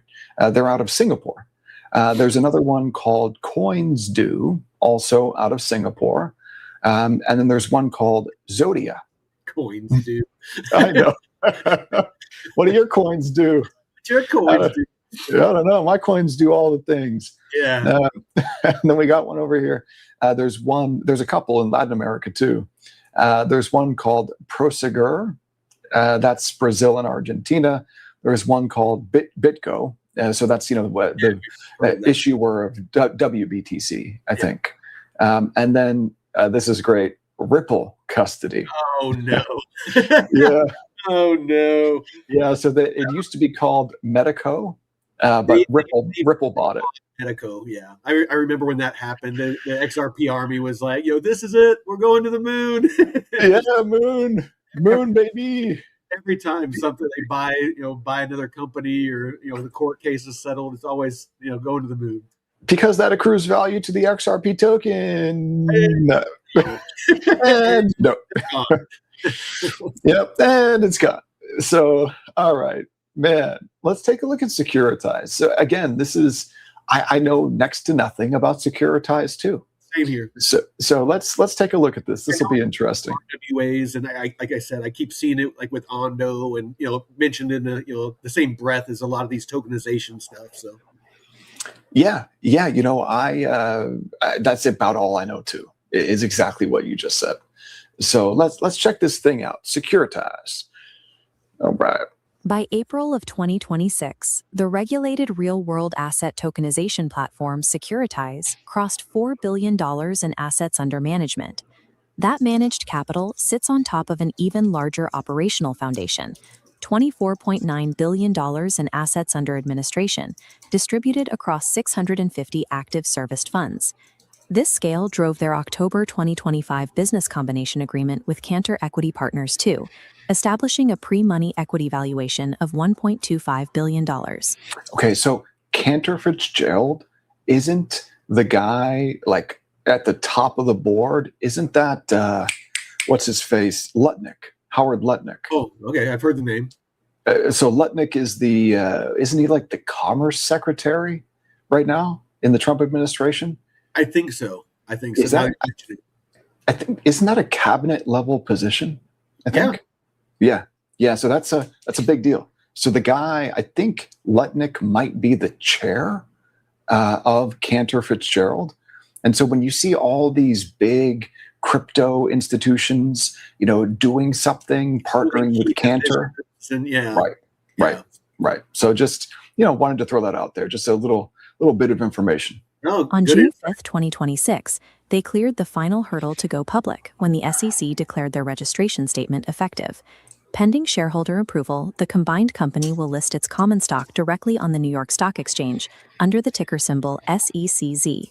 This historic transition of a blockchain platform onto the floor of the NYSE represents the legal convergence of distributed ledgers with traditional capital markets. Yet, despite coordinating billions of dollars in on-chain assets, Securitize actively refuses to issue a native platform utility token. Standard cryptocurrency protocols rely almost exclusively on programmatic, fee-sharing utility tokens to capture network value and incentivize their participants. Securitize CEO Carlos Domingo has long maintained that the initial coin offering model was built on regulatory avoidance. Those early tokens failed to confer enforceable legal rights to their holders. Instead of a protocol token, the platform relies on traditional corporate equity. They initially capitalized through private digital securities under Regulation D and S exemptions, and are now converting those positions into public SECZ shares. To capture institutional capital, blockchain platforms have to abandon speculative tokenomics and operate within the strict legal boundaries of traditional balance sheets. The company's first quarter 2026 financial results show the revenue breakdown of a regulated real-world asset platform. This chart compares their year-over-year performance. Total revenue for the quarter reached $19.5 million, marking a 39% increase from the previous year. Breaking down that top-line number exposes a structural shift. The revenue from tokenization, the upfront technology and smart contract minting fees, dropped slightly by 1%, settling at $11.13 million. In contrast, asset servicing revenue, which covers recurring fund administration, registry maintenance, and NAV calculations, surged by 201% to reach $8.34 million. During the same period, the company reported a net corporate loss of $7.93 million. This reflects aggressive operational investments and hiring designed to scale their administrative delivery capabilities ahead of the public listing at your maintenance. Operating this kind of institutional infrastructure requires SEC-registered transfer agent and broker-dealer licenses. Under U.S. law, these licensed entities cannot legally interact with a decentralized fee-sharing token. The constraint begins with FINRA Rule 2040. This regulation strictly prohibits registered broker-dealers from paying any transaction-based compensation to unregistered entities or individuals. If Securitize Markets attempted to distribute its alternative trading system commissions or underwriting spreads to anonymous token holders, they would immediately violate this rule.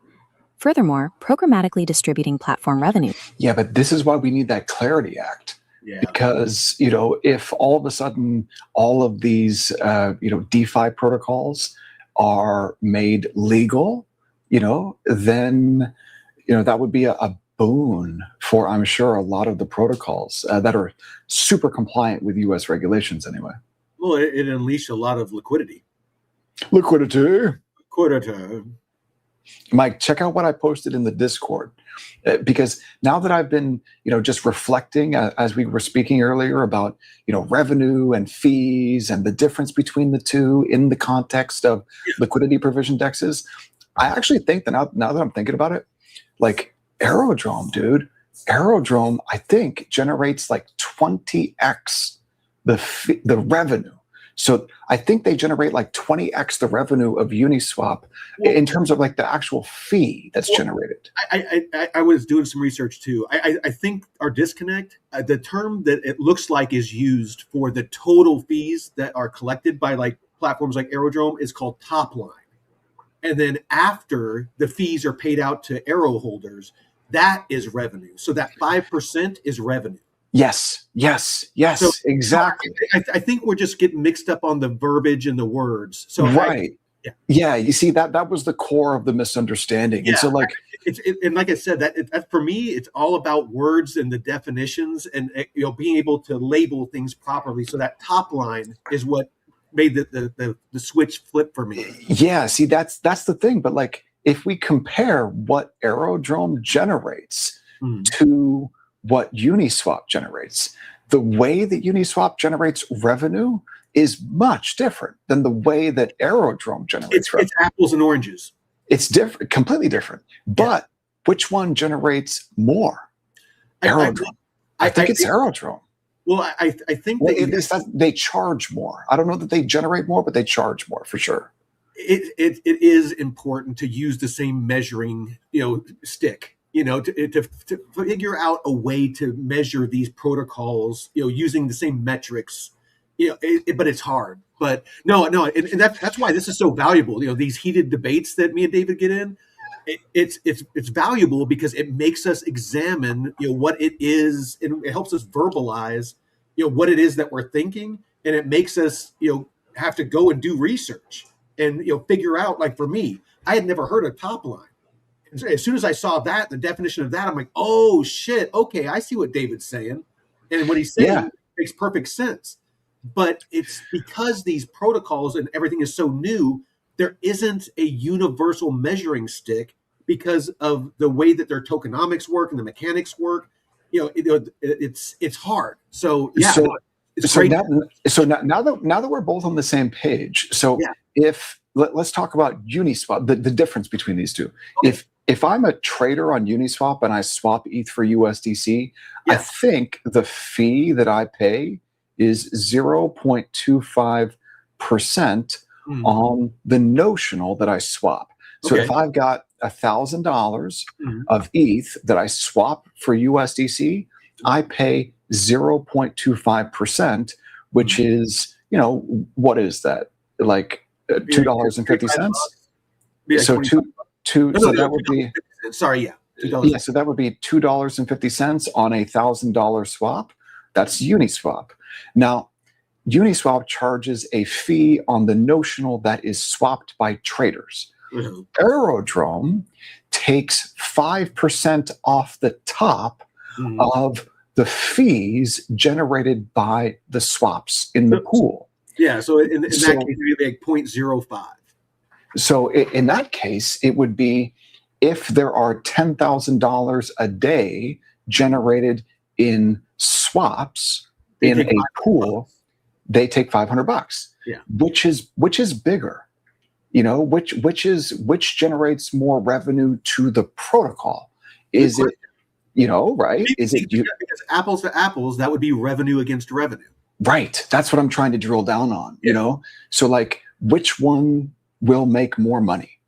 Is it this where you're charging a 25-bit fee on the swap? Mhm. Or is it this where you know, if we go like, okay, you got your 10K and you multiply I'm gonna it take you down by another rabbit trail. You know, it's do I care what they make, or do I care as it pertains to me as the token holder? Because the 5% that Aerodrome keeps has no effect really directly on me, because 95% is going to me, the VE Aero holder. but so it does affect you because if you're holding Arrow and they're taking 5% of all the swap No. fees. I take that back. It matters to me, but what I mean is that But I'm saying it could be a huge net positive. Like it could be really, really positive. I get what you're saying. I just my thing is again, it kind of goes back to trying to compare apples and oranges, because it's the different models. I think it affects the token holders differently because of how Uniswap pays out its token holders, or if they have the locks and stuff like that, and how Arrow does. It's so nuanced because it's not there's no compliance, there's no like traditional finance. They all are lockstep and have to do things a very specific way, so you can do side by side comparisons. Whereas these protocols, it's the Wild West. Dude, well, this stuff, there's these complex incentive systems and tokenomics and these economic systems you've really got to understand to even start to be able to say, like, hey, this token is a good investment or not. Yeah. So, like, if I'm thinking about Uni, my understanding is that they have not flipped that fee switch. So, that means, like, why would you hold Uni? Isn't it just governance at this point? It's why a lot of people are holding Ondo, because supposedly there's going to be a vote where Ondo is going to vote to give up profit. Sure. Sure. It's like, yeah. I invest in things, pretty much as they are. I mean, an obvious exception for me, full disclosure, and it's a gamble, is with Aerodrome, because they're coming out with this could, but so Mike, this actually could pay off in a big way. Potentially, right? So like, I'm just thinking, like, which number is bigger? 0.25% of the notional swapped. Let's drill into it a bit. Or 5% of all swap fees on the platform. And then once we figure out which one is greater, then that's not the end of the work, because then we've got to figure out, okay, how does that value, that revenue generated by the protocol, how does that flow back to the token holders? Be it whether you're holding Arrow or holding Uni, or if we talk about any other decentralized exchange, holding Jupe or whatever. So let's do an actual number. So for Aerodrome, let's do right now, wrap ETH USDC, the fee tier is 0.0842. So that's are those pools the fee tier? Because that's a non-standard fee tier. Are those pools with a dynamic fee tier? Does it move based on volatility? I think it could. I'm not quite sure. 0.3. Yeah, 0.3 is normal. Yeah. Well, no. 0.3. Yeah. Right. So if we've got, it's a basic volatile. So let's say that for me to model this properly, my guess, if I was just modeling this, is if you've got So we can just take a look at this at a super high level. We don't even need to model this. We can just figure it out just looking at it.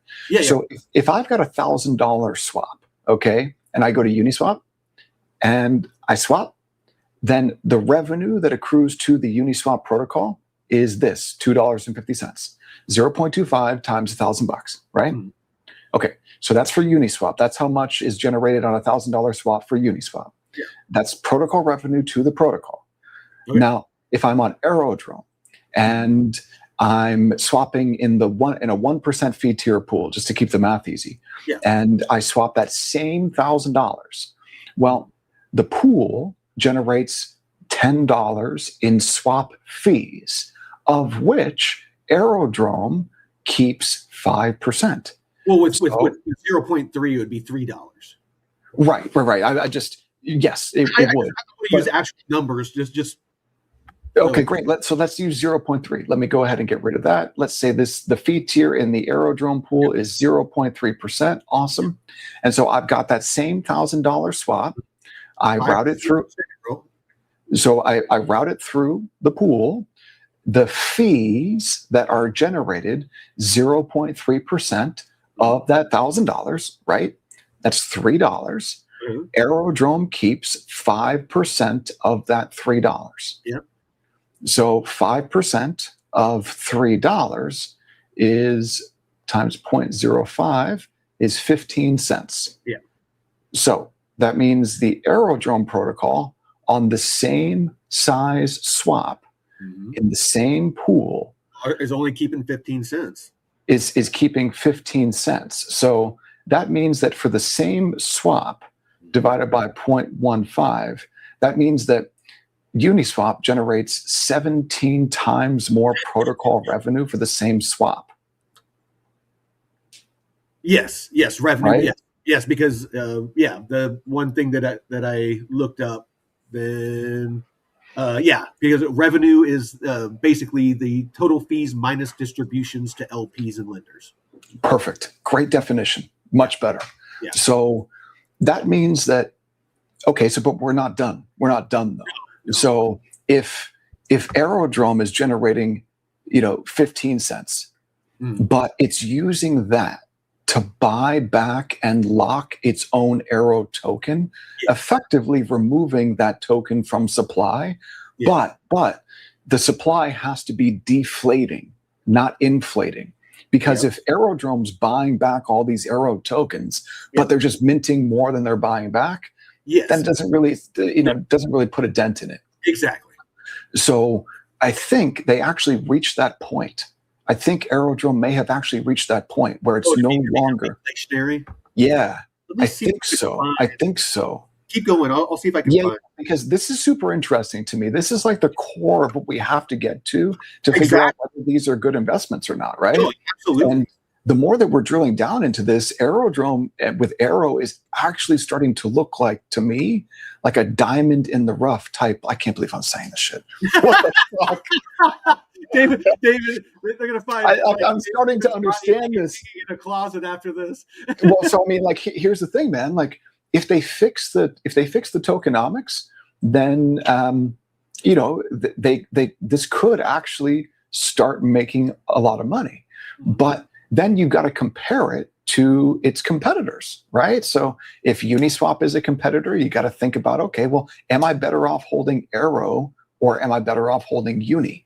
And then you've got to also take a look in the Solana ecosystem at JUP, and ask yourself, hey, should I be holding Jupe? What's the value accrual model there? How much revenue do they generate? Because you've got all the meme coin casino is still humming over there. And Jupiter is basically a big aggregator. So most of the swap volume flows through them. So we definitely got to look at that one too. But if Uniswap if Uniswap flips the fee switch, then that 40x return that bank was talking about from now to 2030 on Uni, I think is because that's going to be, basically they're going to lose a bunch of that, $2.50 to start paying out to the, Uni holders. Well, that would make the 40x return possible, in my opinion, because right now it's governance. The Uni token is governance, I think. Oh yeah. I mean, well, it's going to be bullish for the token holders, but as far as that definition, between top line and revenue, right now, revenue is super high, for the protocol itself. But once they start paying out, then it starts getting into that top line where it's okay. This is what they generated, and then the revenue is going to be after they pay out, the not dividends, but you know what I mean, to token holders. Well, so that's the aerodrome model, but on Uniswap it's a little bit different because when you swap on Uniswap, you get charged a fee right there, right off the bat. Yeah. So that 25 basis point fee, that flows to the protocol, I'm sure. Well, that's the way it is now, but once that fee share kicks in and they have to pay out, then it's going to be minus that. Well, then all of a sudden it makes sense to hold Uni. Oh no, it makes sense to earn Uni, but the back to kind of your original point of why we wanted to have this conversation is the revenue, that number of revenue that's being generated by the protocol, churns from being $2.50 of revenue to whatever they keep out of that 250 cents after they pay out the Uni token holders. Yeah, so net, what does the protocol keep? Exactly. But what I care about is, look, there's no way for me to gain exposure to these revenues except holding the token. And if holding the token doesn't gain any exposure to the revenues, what the hell's the point, right? Exactly. So I mean, if there's no fee switch for Uni, then right now, if you hold Uni, you're basically just speculating that there's going to be a fee switch at some point. Yeah. So, I mean, not a bad deal if you're bullish on Uniswap, okay? Like if you speculate on it, sure. But yeah, I mean, for Aerodrome too, like if Aerodrome, yeah, I think that it could actually make sense. Because as of right now, Uni is pure governance. Arrow is not pure governance. Arrow actually has a value accrual mechanism. It actually does. Whether they can make that a better value accrual mechanism, I'm sure that we're going to find out in just a couple of weeks. That's a key, to this conversation is because there's a lot changing. The protocol's changing, the mechanics are changing. With that MEV auction. So check this out, Mike. So check this out. So this is the Uniswap, right? This is Uni right here. Mm-hmm. But of this $2.50, a big goose egg, zero, goes to Uni. To Uni. Of this 15 cents, 100% of that goes to. No. Oh yeah, 100% of that goes to the protocol, and then 95% of the overall fee. No. This 15 cents is the 5%. Yeah. So right. that doesn't go to token holders, but the other 95% does go to token holders. So this 15 cents, 100% of this is used to buy and lock Arrow. Yes. Right.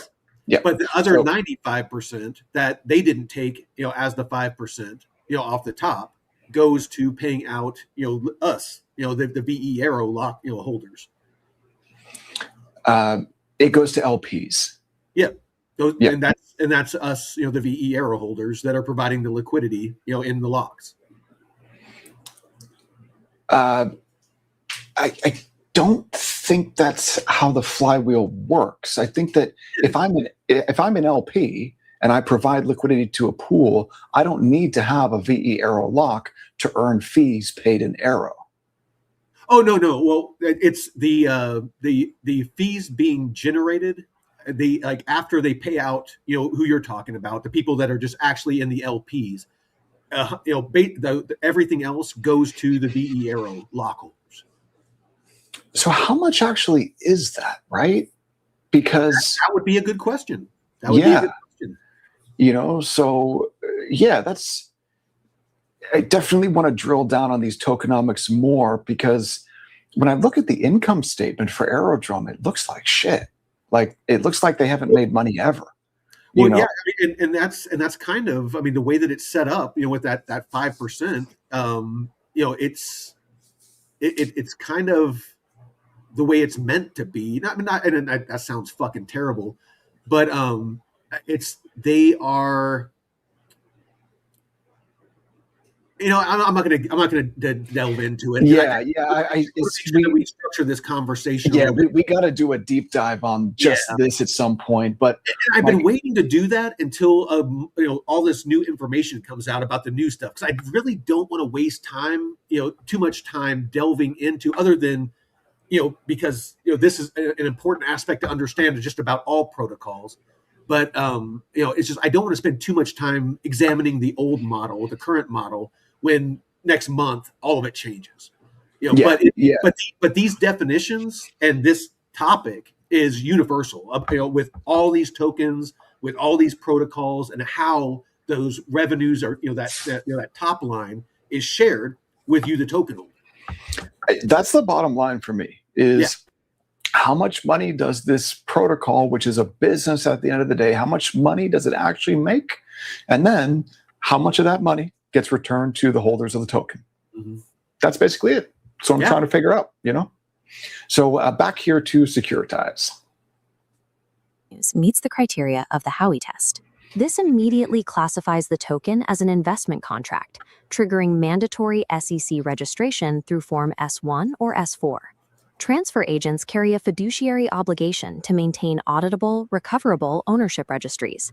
Anonymous open market token transfers are structurally incompatible with this compliance mandate.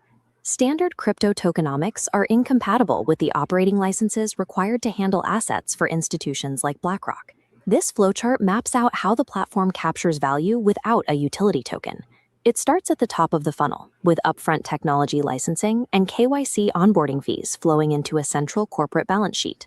Once an asset is live, Securitize Fund Services collects recurring, percentage-based fees on assets under management and administration, which provides a continuous stream of capital to the ledger. Finally, the transactional layer generates revenue through ATS trading commissions and broker-dealer custody fees during secondary market execution. Instead of feeding a programmatic buy-and-burn mechanism, 100% of these revenues accrue to Securitize Corporation. They fund operations, service debt, and ultimately back the equity of ticker SECZ. Okay, let's take a look at SECZ. Just real quick, I'm very, very curious to see how this has performed here. Securitize, let's take a look. So SECZ, Securitize. Looks like nothing. SECZ, is this NASDAQ company level? No data. SEC, Securitize. NASDAQ, mutual fund, VS. Having a difficult time actually finding this. Maybe, and this is on a daily. This is a mutual fund, so I can't quite tell what it is that I'm looking at here. Securitized Credit Fund, Class W. Not quite sure if that's the right ticker. I think that may not be the correct ticker for Securitize. This traditional financial plumbing securely aligns the value generated by blockchain network activity with the legal and structural protections expected by public equity shareholders. Moving these assets on-chain has historically faced a critical roadblock: the fragmentation of settlement timing. While the tokenized security leg of a trade clears instantly on the blockchain, the corresponding fiat cash payment has typically required 2 full days to clear through traditional banking networks. In May 2026, Securitize Markets solved this timing mismatch when they received approval from FINRA on a continuing membership application. This authorization allows a single, regulated broker-dealer to hold both tokenized securities and stablecoins side by side in custody. This diagram illustrates the resulting mechanic: true on-chain delivery versus payment, or atomic settlement. The asset and the payment execute their swap instantly within a single transaction block. Atomic settlement eliminates counterparty risk. It provides the exact technical and regulatory plumbing required to execute initial public offerings entirely on-chain. Yeah, until you can have real origination on Canton, which I think would make this whole process look antiquated and ancient. Possibly, yeah. What's that, Mike? I was saying possibly, absolutely. Yeah, I mean, Canton, dude, I like Canton. Like I said, I mean, I'm more bullish on Canton than I am Arrow. Well, I mean, look, after going through all that rigmarole just now about Arrow and Uni and whatever, Yeah. I said something bullish about Arrow for the first time in my life today. So it actually doesn't look horrible anymore. It looks like it could actually really work, maybe. So potentially, yeah. Managers are already leveraging this compliant infrastructure. This is anchored by the expansion of BlackRock's $2.5 billion BUTIL fund and their subsequent application for a daily reinvestment stablecoin reserve vehicle. In April 2026, Securitize formed a structural technology partnership with Computershare. This allows U.S. corporate issuers to mint issuer-sponsored tokens directly into the registry of the world's largest transfer agent. A month prior, the New York Stock Exchange signed a memorandum of understanding designating Securitize as the digital transfer agent for its upcoming digital trading platform. Public blockchains provide a new settlement layer for the established coordination systems of global finance. The success of these partnerships suggests that the institutional RWA market relies on native, issuer-led compliance. Securitize has shown that atomic settlement and immutable registry coordination can be executed within existing United States securities law. The ultimate market validation of this model is the $1.25 billion public listing of the company itself. Traditional publicly traded corporate equity captures the growth of this digital infrastructure while remaining within the bounds of the existing financial system. Cool, man. So, the thing is, though, is that if Canton really gains traction even more than it already has, then I think it ends up eating this entire business model of Securitize. So we'll see what happens over the next couple of years. But, if I was listening to you and Jeff, Mike, when you were talking about some moon math last night. Yeah. And, dude, it's fun to do sometimes. I like it. It's pure fun.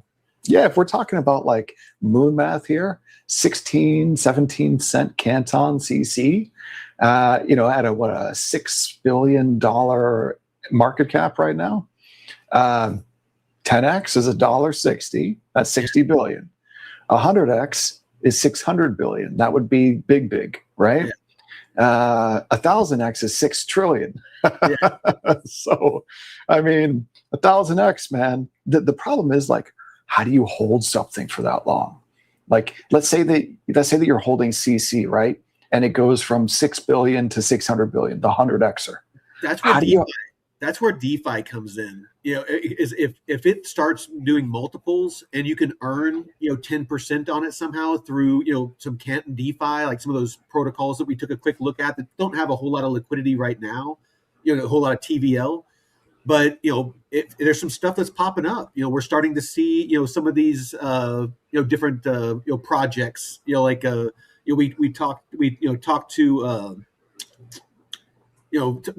keep talking about all these different projects that are bringing DeFi to Canton. We talked yesterday in the interview where they're bringing the EVM compatible dApps and things like that.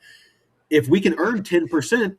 Then, and we're bullish on it long term, then maybe that's how you kind of take your profits, is by holding them long term and just shaving off 10% or more, or maybe a little bit less.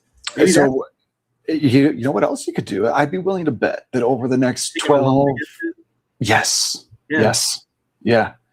I think that probably, going to become a reality over the next year or two, 12, 24 months out, that there will be real, DeFi protocols, money markets on Canton, maybe on a Zenith subnet, like an actual EVM chain dApp where you can take your CC and borrow stables against it. That sounds pretty good to me, man. That sounds pretty good. I like it. The way it currently is it's not a taxable event, so it's a way to access that liquidity without having to pay capital gains up. Exactly right. So I like that. I like that a lot. And I think, though, we're out of time here, Mike. You want to You want me to run through the socials? You want to run through the Yeah, socials? go ahead and run through the socials real quick. And if we got a second, I actually very quickly, I found kind of the distribution breakdown for Aerodrome. Great. Let's talk about that first. All right. Yeah, just real quick. So basically, I didn't know this. 100% of the trading fees go to VE Arrow holders. The liquidity providers do not receive a direct cut of the trading fees in a traditional sense, unless they opt out of the emissions program. Where instead, That's right. It all goes to VE Arrow, and then the Arrow voters vote on where revenues go to which pool, and then that pool of Arrow is what gets paid out to the LPs. Yes. Right. That's right. Yep. And then the protocol team keeps that 5%. So right. Got it. So now, you know what else? But before we end today, look up what a Dromos is. Oh, you already told me it's like a pathway to hell or something. Yeah, dude. Or a gate to hell, or something like that. I think it's not actually hell; it's the underworld. Oh, gotcha. Yeah. So I want to just thank everyone for joining the call live. It's always a pleasure to be able to go back and forth with Mike and learn about these DeFi protocols and have spirited discussions about this stuff, because at the end of the day, we want to provide value to all of you, and we want to make money too by educating ourselves. There's no way that we can be, up on our P's and Q's with all of these different protocols. Like, there's so much to know, so much to learn, and we're always learning something new every day. So thank you everyone for joining live. If you want to like, share, and subscribe on YouTube, that would be the best way that you can return value to us in exchange for the value that we hope we provide to you. But what else you can do is hop on over here to the node.pro and create a no-cost account. You can also hop in and go through all of our Intel in the Intel library. So if you want to go back through the Fireblocks content, Securitize content, or run through any of this content here, it's all no cost. All you got to do is make an account here. Now, the AI newsletter, this thing is ready to rock and roll. And this is really, really good. So, I was reading through this in my inbox this morning, Mike, and that thing that we saw in the Discord from Sack Nasty. Oh my God, I think I'm going to node. That's what I was thinking this morning when I was reading this newsletter, dude, because dude, I have spent so much time and so many tokens building this newsletter. And finally, it looks like it's actually working. So this is great. I basically track a 300 asset universe. And I decided to build that in. Well, and it's stocks, commodities, and crypto. It's not just crypto. Exactly. And so you can build and curate your own watch list and have that watch list, all the insights, all the news, all the metrics sent to your inbox twice a day. Once before the market opens at 9:15 a.m. Eastern, once after the market closes at 4:15 p.m. Eastern. So let's just take a look. This is the newsletter, like a teaser. This is like a sample of the newsletter. It's a teaser for the newsletter. It's not This is the lap dance. This is the lap dance. Yeah, something like that. This is a little bit of a teaser here. And notice, you see where it says NU, that stands for Node Universe. And then here's the date, 2026, 06/17. So June 17th, that's today. And this is the AM brief. So this is the morning, the pre-market brief. So what I've got here is just the sample. And so we're talking about Bitcoin, ETH, and Sol. And so extreme fear grips markets as Fed decision looms over fragile recovery. It's correct. The prices are correct. It's working. It's actually working. Definitely in risk off. I mean, fear and greed at 22, that's still pretty depressed. Top mover, hey, Uni ripping, And the dollar index that it pulls from, this is from Fred. Fred is the Federal Reserve, one of their data providers. So if you think, okay, 119 for DXY, why is that so different than what you see on your own DXY ticker on TradingView? Because it's pulling from a different data source. I could probably change that. The skim. So, these are just three important pieces of information. If you read nothing else, read the skim. And you can build your own issue here. So that was just a preview of the universe issue for Bitcoin, ETH, and Sol. If you want to build your own, well, hop on down here and select up to 20 assets from our 300 name universe and build your own brief. This is extreme value delivered to your inbox twice a day. Definitely sign up for this if that's something that you think will be valuable for you. An hour or two, I promise you. From manually doing a newsletter, for a while, before we started the node, it took me an hour to 2 hours to compile a newsletter that has nowhere near the value as this. So, and the thing that is important to point out about this is every bit of news, every bit of data that it compiles is based off the assets you selected. 100%. And this 300 asset universe, I'm pulling from like 45 APIs at this point to create the intel that goes into this newsletter. So whether it's crypto that you track, or equities, or ETFs, or maybe some indices, or commodities, or bonds, or Forex, maybe international stuff, maybe macros important to you, whatever it is, if it's on this 300 asset node universe list, you can get a high value newsletter delivered to your inbox with insights on it every single day, twice a day. So AI newsletter, super fire. If we take a look at the community, this is our Discord, and this is where we're always going back and forth 24/7. Again, and we also, yes, exactly, no cost, right? So you can join this at no cost. If you want to join the private members only premium calls, you can do that through the Discord here too. And so those are Mondays, Wednesdays, and Fridays, where we go through the research and find actionable opportunities where we can actually make money right now.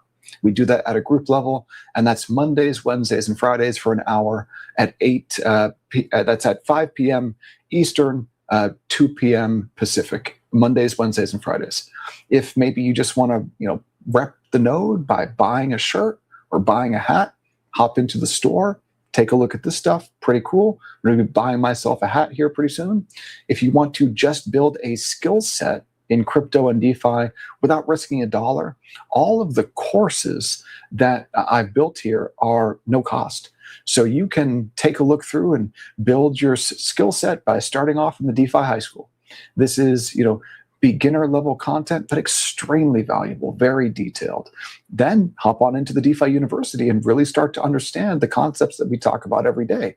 And then hop into the Bitcoin University, learn about Nostr, learn about Lightning, learn about Zaps and payments, how to build on this stuff. Super high value. But we've got a lot more than that. This is a programming network at the end of the day. We've got 9 original shows. We're live 23 times a week. Our schedule is right here. So if you ever want to make sure that you don't miss a show, hop on in, take a look at the programming schedule.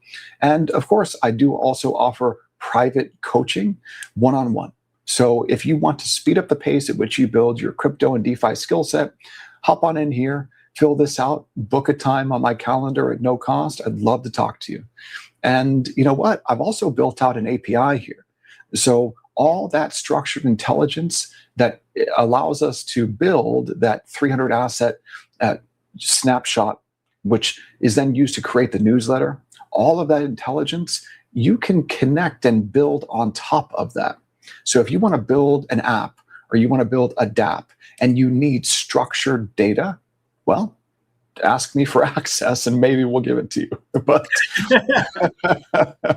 and what else we got, Mike? I think I need to make sure that I share the YouTubes. Gotta take care of the YouTube channel here also. So I'm just going to go ahead and share our YouTube. Now, if you do nothing else, like, share, subscribe. That's the best way to provide value to us if you really enjoy the content that we put out every single day. We have our Node live show Monday through Friday, 9 to 11 Pacific. Crypto and Chill, Tuesday and Friday, 5 to 6 Pacific. The Blockchain Report with Jeff, Mondays, Wednesdays, and Thursdays, 11 a.m. Pacific. It's actually going on right now. Sovereign Soil, every Saturday at 5 p.m. Pacific. Market Wrap, that's with me every day, Monday through Friday at 4 p.m. Eastern Standard Time, 1 p.m. Pacific. Saturday Night Fever, That's Jeff's show every Saturday at 6 p.m. Pacific. The Red Pill, where we have spirited discussions. That's every Thursday, 6 p.m. Pacific. Gaming and Chill. This one we're going to run today. So we're going to run this one. I think we'll probably just eliminate the Sunday call, and then the music. So I've built some albums here that I plan to upload here to the Node Music Station and start building that out. But man, we got a lot going on at the Node Network, and I hope that this is providing value to people. I'm sure that it is. So that's what I got, Mike. And thank you, man. Oh, thank you. No, like I said, I love the spirited debates because it really forces us to dial in, because it's like, okay, well, you challenge each other's thought processes, and it makes you need to do research so that you can quantify what it is that you're trying to say, and the stance that you're trying to take. And sometimes you're going to find you're wrong. I mean, I was wrong, in some aspects. David was wrong in some aspects. We both learned something because we challenged each other. That's why it's so important to get out of these echo chambers and find opposing views. It forces you to become more knowledgeable, deeply knowledgeable about these assets and these investments. So with that, thank you, David. Thank you, everyone, for tuning in. And we will see you later on today for the market wrap. And hopefully you'll check the blockchain report. And tonight we'll be gaming. So till then, Veteran Crypto out. Peace.